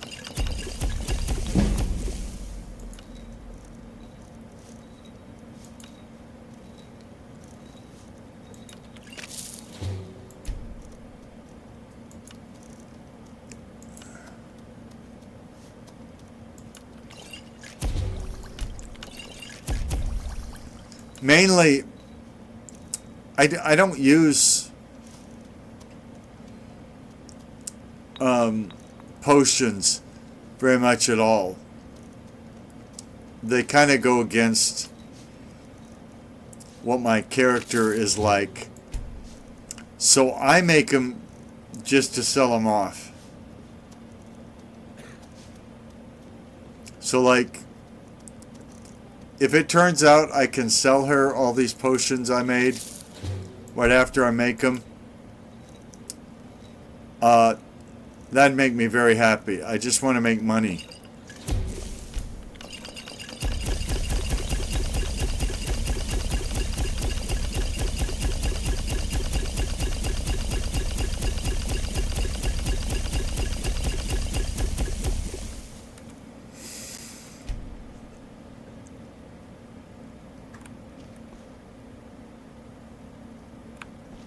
The Hag's Cure is here for all your Oh. needs.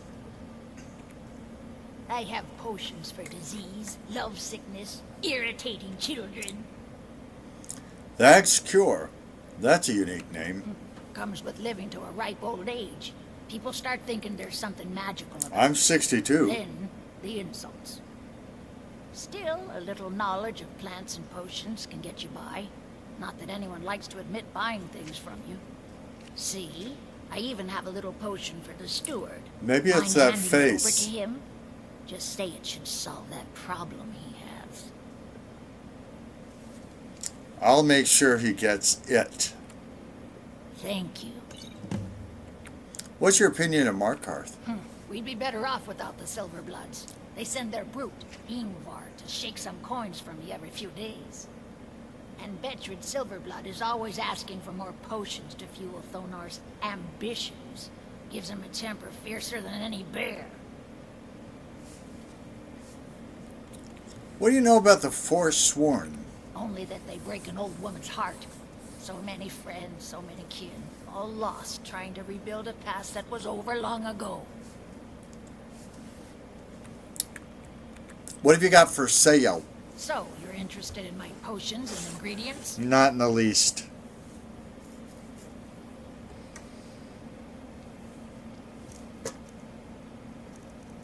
I'm interested in making money off of you.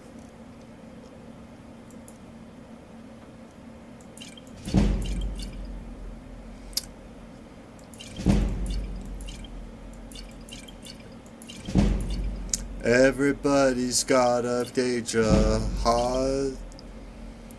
Everybody's got a Daedra heart.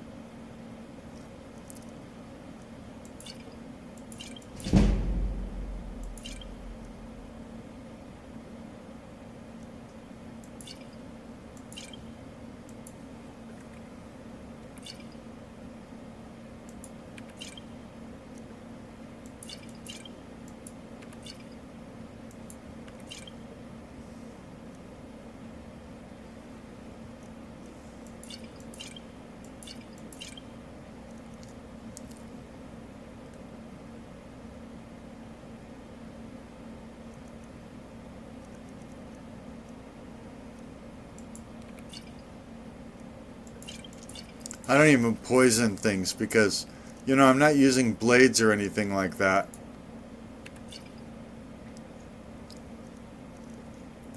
So I don't really have anything to poison. I'm using...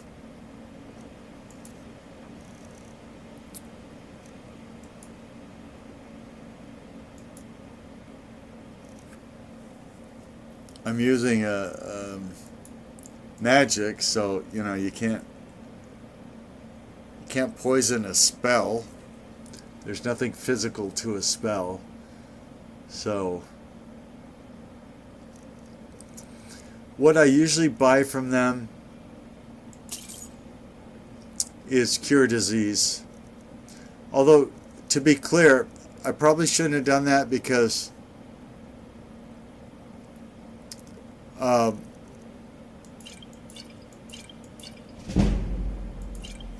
we can cure disease by going to any shrine of any of their fake gods.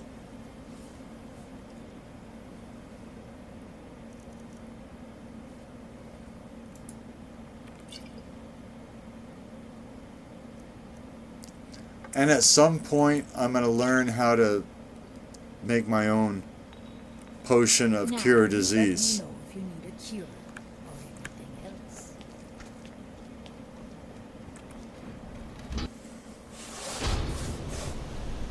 At this point in the game,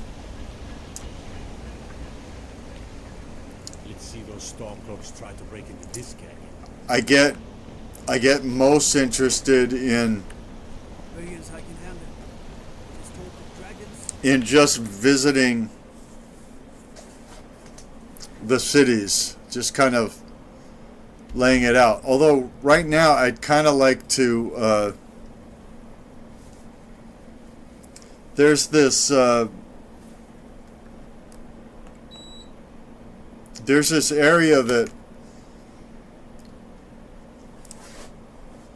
that has a secret hideout that we're going to use later on in the game.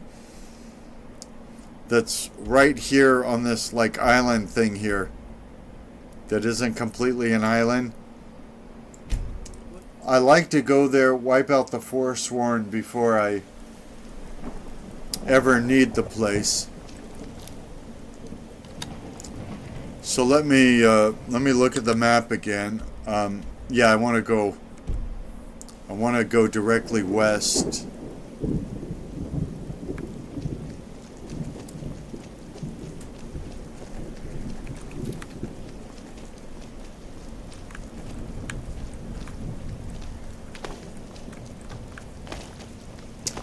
Places I know I'm going to use in the game, I like to scout out before I need them.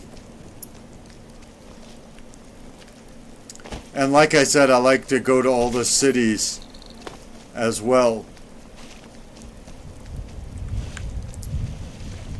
So this is, you know, I have different things I do at different places in the game. And the thing I do at this place in the game is there's a cave that has a sanctuary in it called Elder Gleam Sanctuary, but it's not marked on your map, you know, when you first start playing the game. So at this point in the game, I like to clean out all the people by Karthspire, which is what we're about to do. And it should be easy this time because they're not going to be aggressive towards me.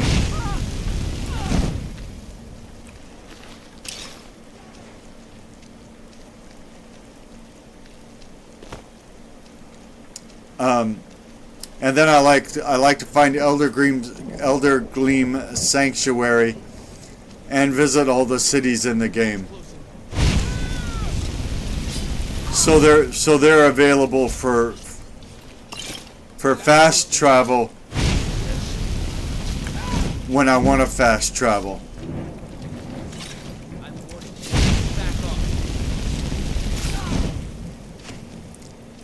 It's amazing to me that these guys keep threatening us after they see us just totally annihilate their buddies. If I was them, I wouldn't be threatening us guys. I'd either be begging for mercy or I'd be running for my life.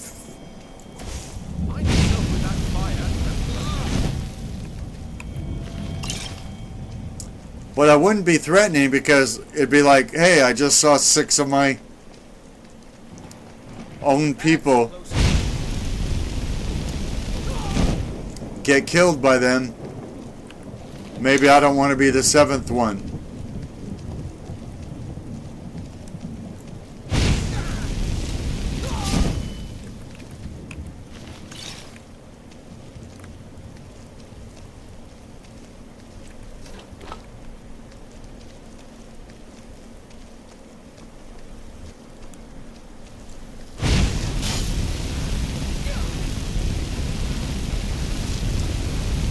The Forsworn are people that are just completely hostile. I can't believe I had that much magicka.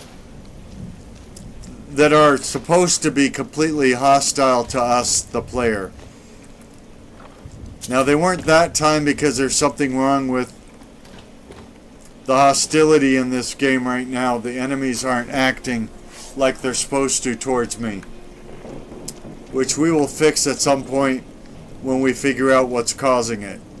We certainly didn't do it on purpose.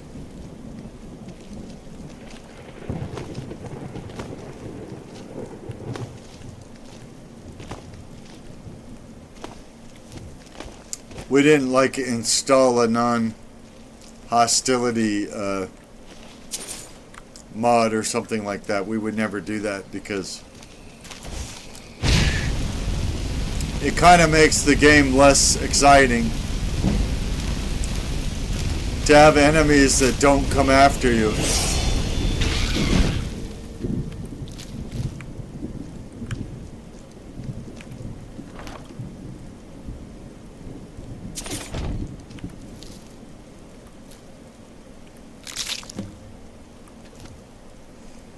It's the eye of the saber cat. Do do do do do.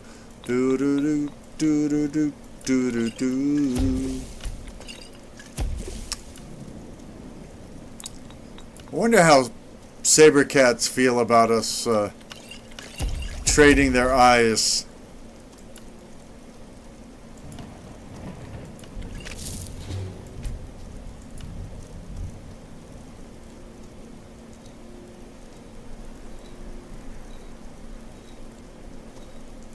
Oh, we're also trading in their teeth. Well, ain't that special.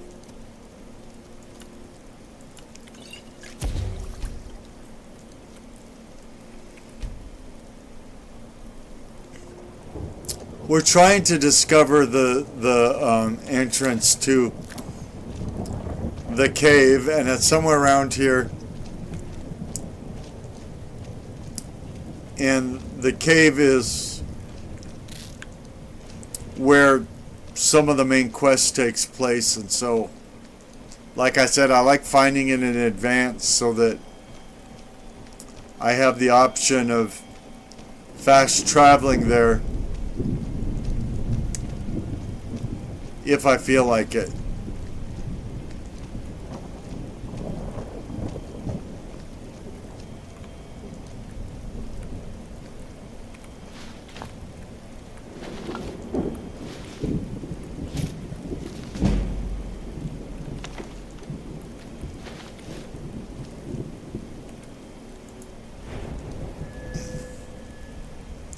$130, $155, $200.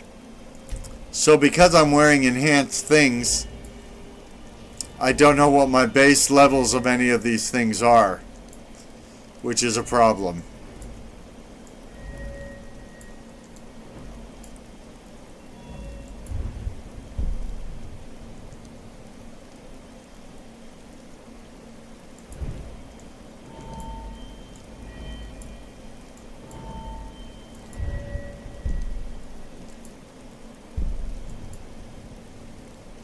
Dual casting and destruction spells empowers it, increasing effectiveness and cost.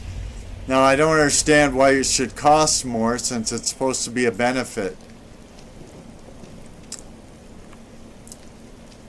This dual casting is supposed to be a benefit, but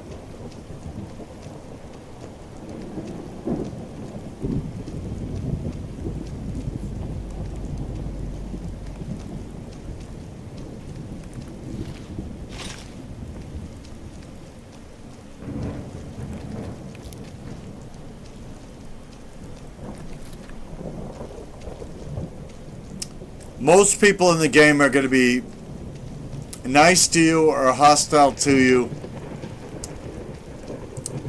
based on what you've done to them or whatever. This is the cave we were looking for. But bandits are supposed to always be hostile to you, and Forsworn are supposed to always be hostile to you.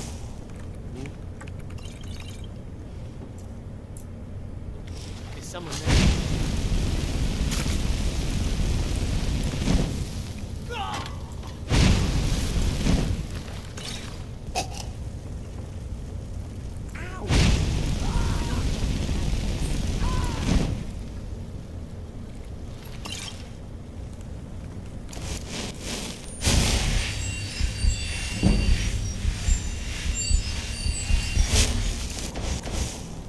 Oh, that's right. I should have used water ball. I forgot I had it.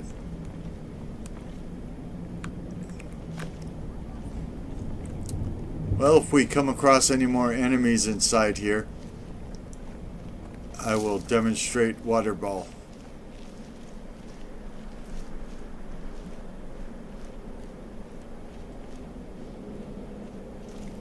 It's part of elemental destructive magic redux.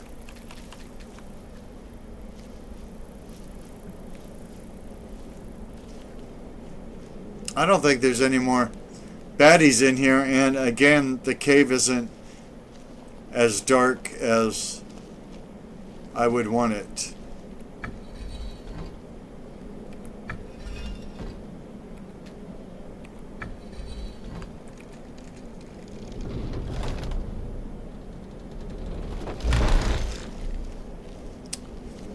There's a lot of those kinds of puzzles in this game where you got to match things up or match a pattern or something like that.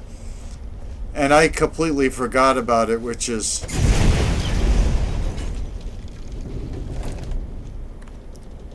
why I didn't get that one right. I mean, and this one was like second nature. I can only get a certain... I can only go a certain, you know... This is as far as I can get into this tunnel right now because I'm not doing the main quest. So there's things I would have to do to get further in here that I can't do right now.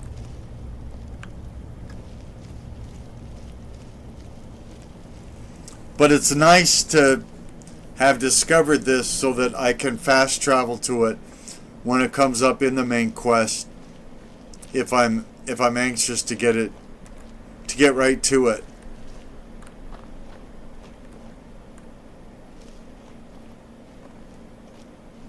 And sometimes I am anxious and sometimes I'm not. Like I said, this game shipped with an infinite number of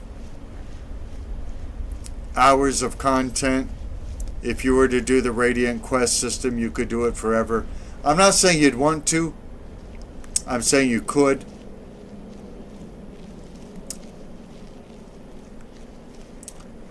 And then modders have added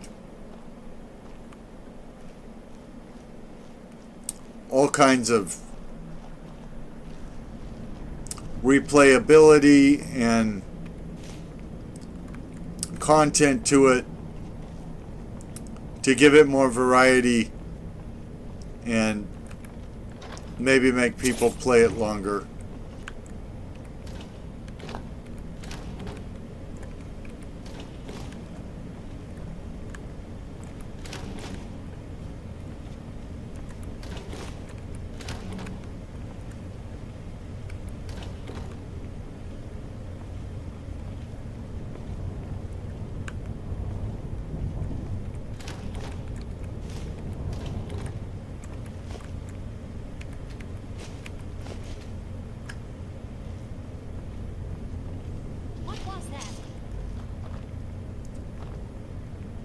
Oh goody, somebody I can water ball.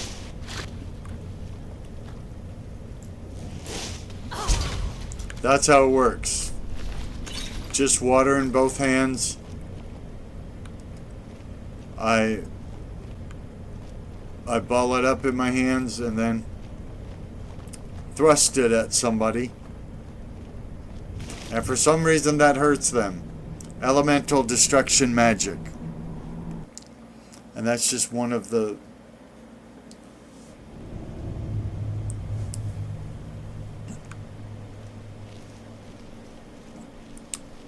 In fact, elemental destruction magic would have been helpful when we were clearing out this whole area. But I forgot I had it. Because some of these spells, these projectiles will go really far, like... Boom, you know.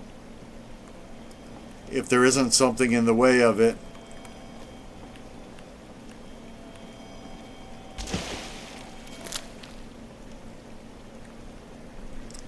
It'll keep going until it hits pay dirt.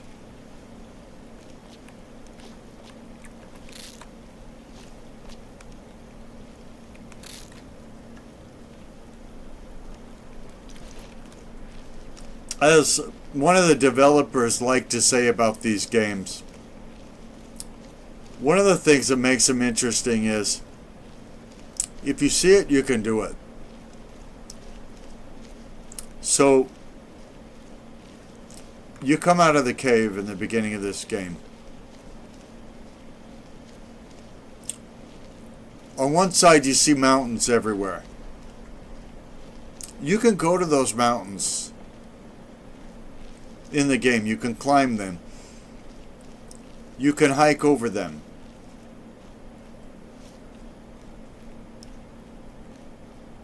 If you see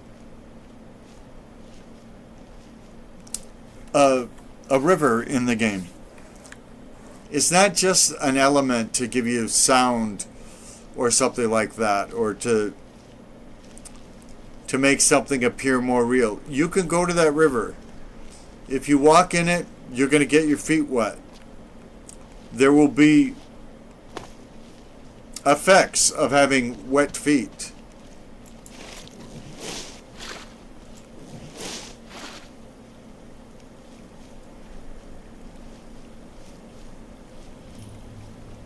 Trouble? Whoa there! I don't know where you're going, but stay out of that mine. It isn't safe. The mine isn't safe? Why? We tunneled into an old Nordic crypt. The whole place is crawling with Draugr. We're not mining up any ore with those undead around, so I wouldn't go down there if I were you. I'll handle the Duggars for you. You're joking, right? Those bowwalkers will tear you limb from limb. But if you want to get yourself killed, go ahead. Well, if Skyrim didn't have enough outsiders, now we've got mercenaries from Hammerfell strutting about. Yeah. I thank you all for your concern. Okay, let's kill us some spiders. Okay, spiders, where you at?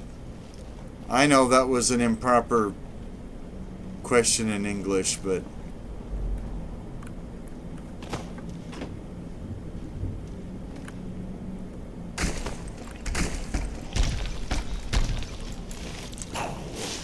Oh, they're not spiders, they're Draugr, that's right. My bad. He did say Draugr, because I remember I said Duggars, which is what I call the Doggers.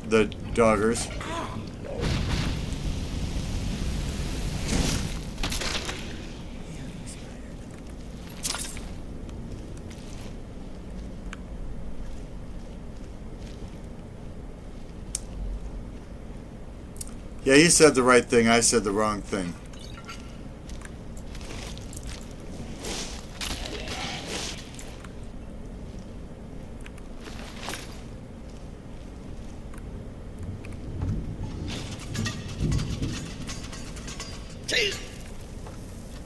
Don't talk like that. It sounds like you're taking the Lord's name in vain.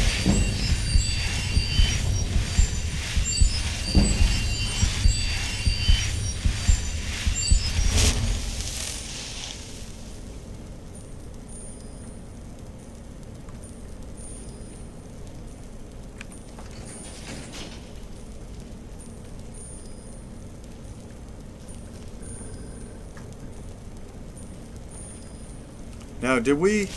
Yeah, we did. Okay.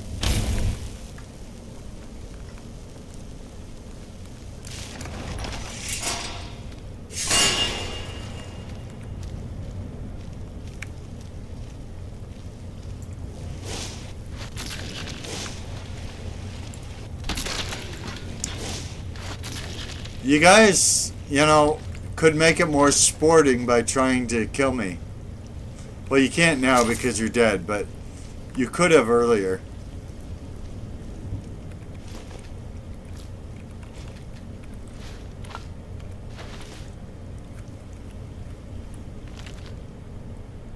The Madmen of the Reach, a culture treatise on the Forsworn by Arianus Arius, Imperial Scholar.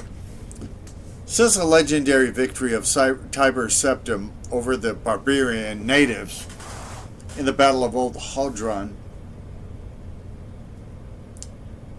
yeah, that's not how you pronounce that, Imperial and Nord scholarship has cast the people of the Reach as little more than savages, prone to irrational fits of violence, worshipping old heretical gods, and fetishizing beasts and nature spirits that any civilized person would best well avoid. In truth, these accounts are little more than victor's essays, a perspective narrowed by the Empire's constant strife with the ancient, proud people that lived in this land far before Tiber Septim walked the soil of Tamriel. In light of this, I hope to create a more complete, accurate, and fair assessment of a group that has long suffered under the role of enemy, troublemakers, and them. Let us begin with the Forsworn, the so-called madmen of the Reach. The Imperial Legion classifies them as little more than brigands, noting their constant raids and ambushes within the hold. But none of their military reports ask the question of why. If they were merely a group of bandits, surely they would be focused on acquiring gold and minimizing deaths among their own. But the opposite is true in Forsworn attacks. Large sums of coin are often left behind, and their fighters easily throw away their lives rather than risk capture by Imperial soldiers. It is this incongruity that led me to Markarth, the capital city of the Reach. The search of answers. There I met one of the native peoples, an old woman who preferred not to be named in my writings, probably the one that runs the Hag's Cure. She told me of her family's long history, how she believes they originally came from High Rock, home of the Bretons, which would explain the similar faces and stature of the two peoples, how the Nords came and took their lands, their gods, and their culture from them. When asked about the Forsworn, the old woman would say that they are real men and real women of the Reach.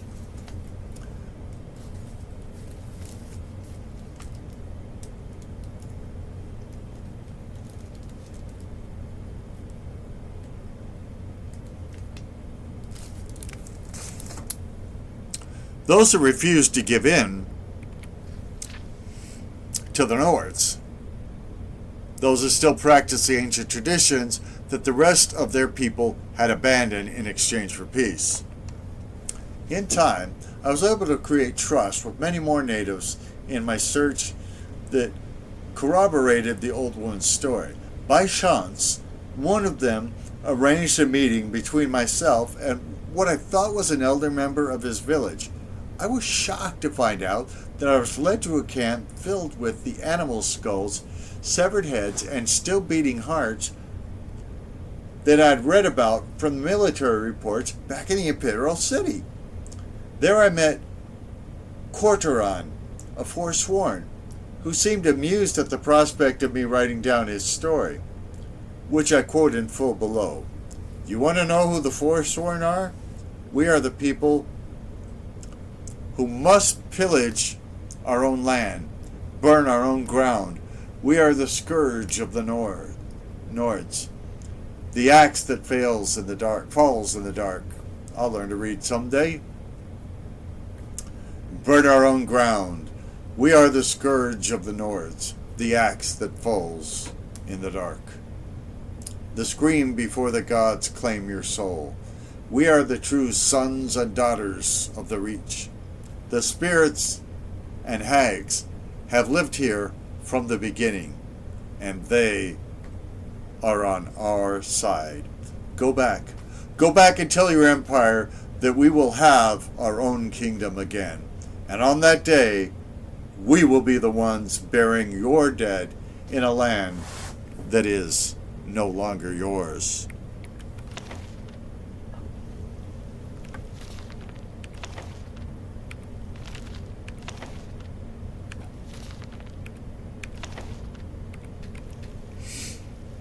Okay. I'm trying to look to see where we are now. Okay. I'm sort of getting an idea. We came in from the other side.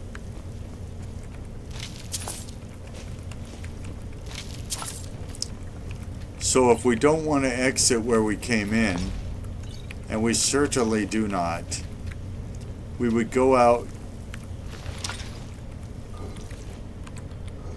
this way.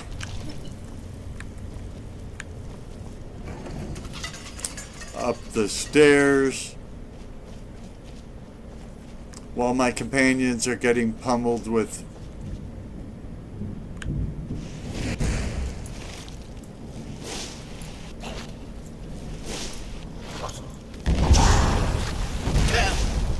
quit shouting at me.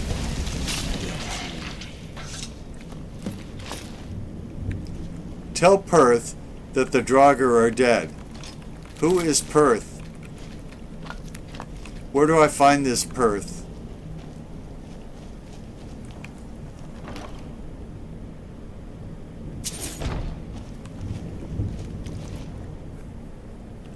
Let's heal up before we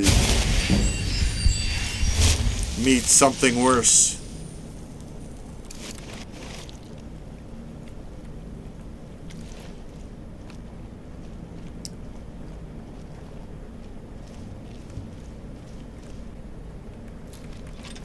Everybody's got a briar heart. Everybody's got a briar heart.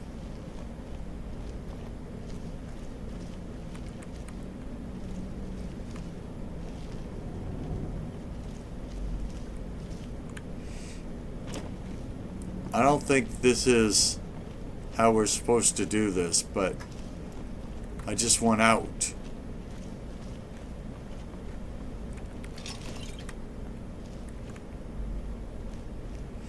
Oh, was Perth one of those people? See, we've been in here so long I forgot who sent us in and all that. Was Perth one of those people that told us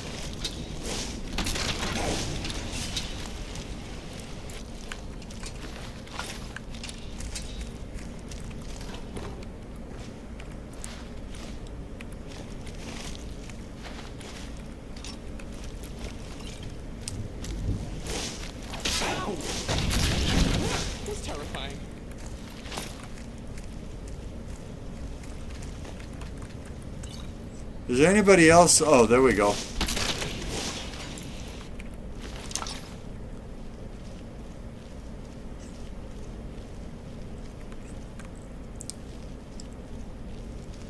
I'm just wondering if there's anybody else that needs killing.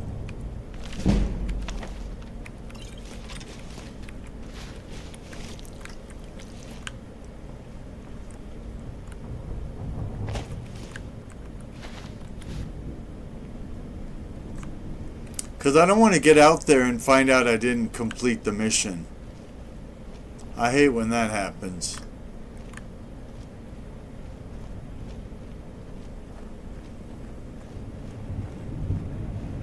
I know I'm out there somewhere, somewhere, somewhere. I'm sure. Those warriors from Hammerfell, they've got curved swords. What? Swords. Curved swords, okay.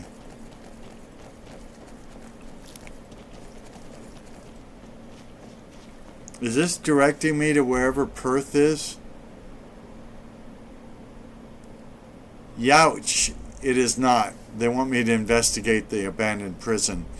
I don't want to investigate an abandoned prison.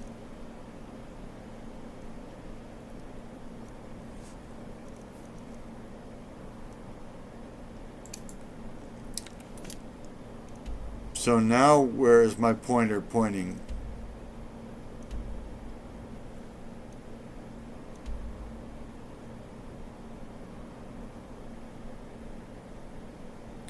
Okay, you're not going to tell me. That's fine.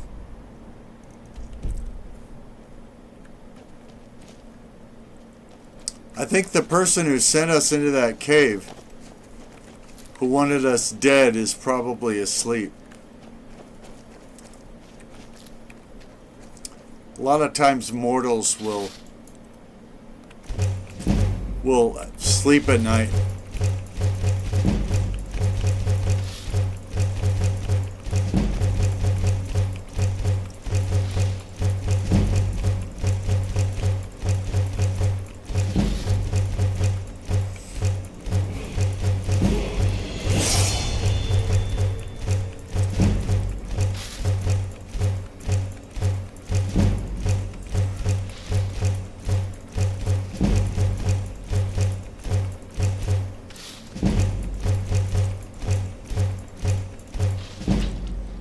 Okay.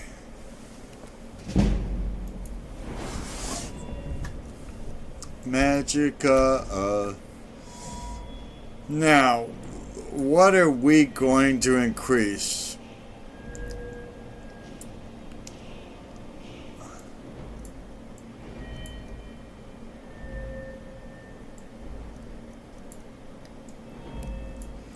Looks like our snack is available. We'll go with Merrick Smithing. Whatever that is.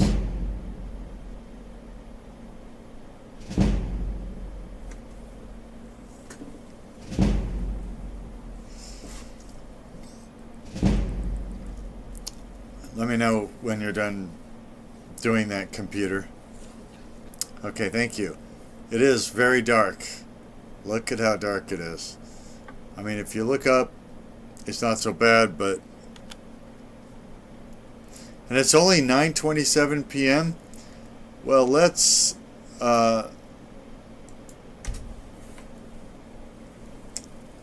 wait around, because I want to talk to the guy who sent us into the cave.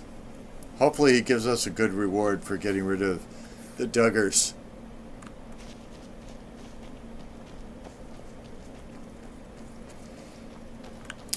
His stupid house is locked.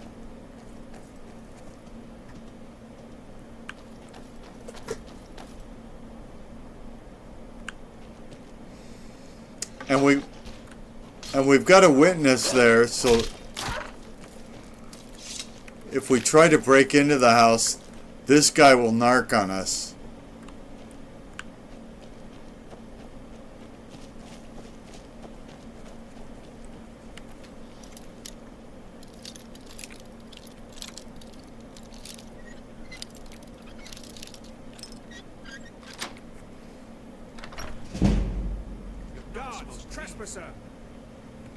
You're not supposed to be in here.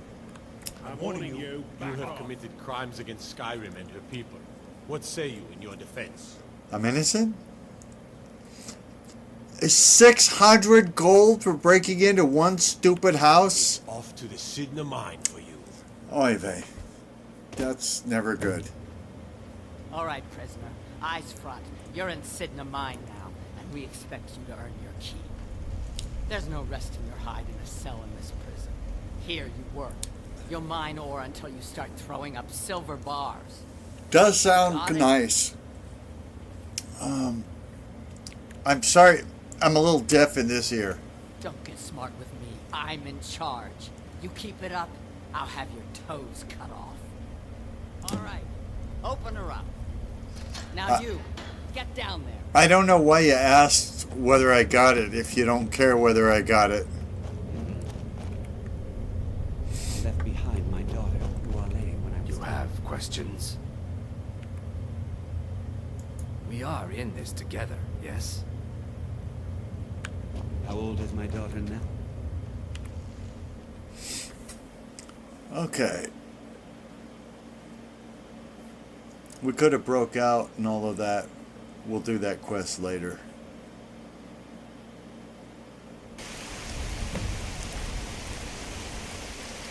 After 24 days spent in jail, you feel broken. Your skin has been damaged and you haven't slept for ages. A normal return of fate. There is nothing in comparison to what you have done to the victims of your misdeeds. I broke into one place to tell the guy that I had gotten rid of the druggers for him. Your illusion skill has decreased by 9. Your two-handed skill has decreased by 16. Your restoration skill has decreased by 3. That's the only one that hurts. Fortunately, you had the time to meet fellow prisoners and learn from their own experience. Your conjuration skill has increased by 2. So, I guess the moral of the story is go to jail.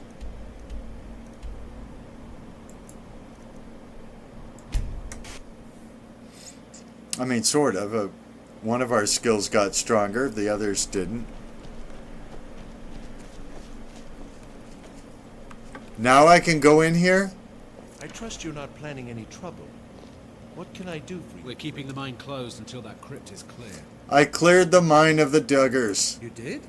We were waiting for the Jarl to send an entire regiment to clear that mine. Now we can get back to work. Thank you. I have moonstone ore to sell.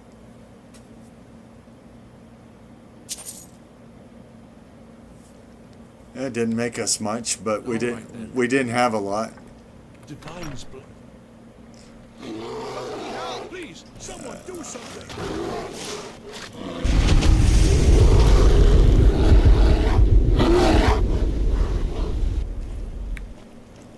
That is one big bar.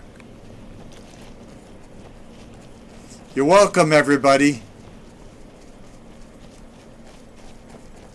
I mean, they didn't thank me.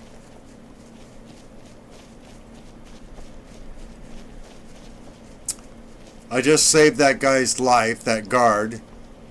And since the guards are like the police in this game, I kind of feel bad having saved a cop's life, but you know.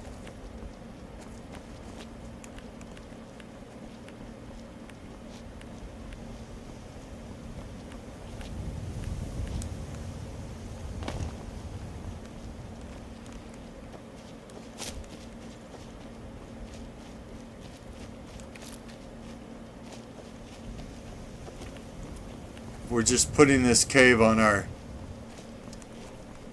Red Eagle readout.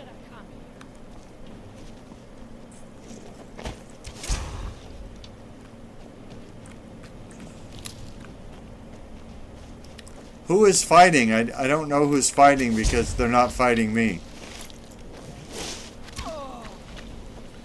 Right in the belly button. That was a nice shot.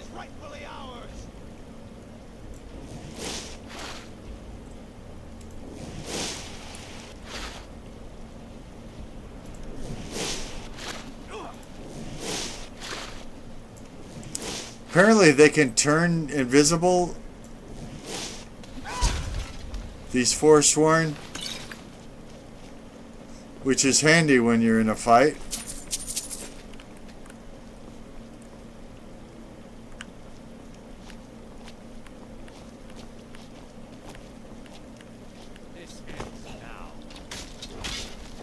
What is this?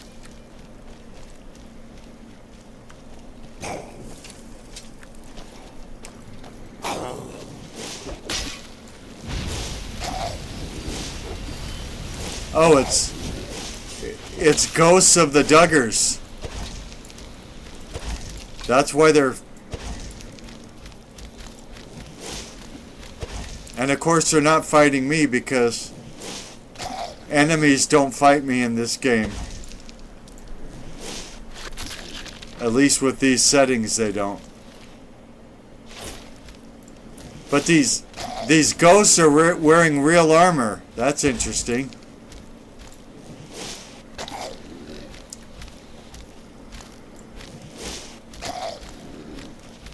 Come on, Duggar, fight like a man.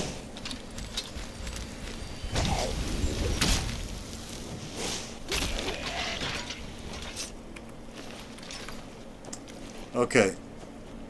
Now we had to do that because we're planning on fast traveling somewhere else, and you can't fast travel if you've got an enemy nearby. Let's go ahead and end this.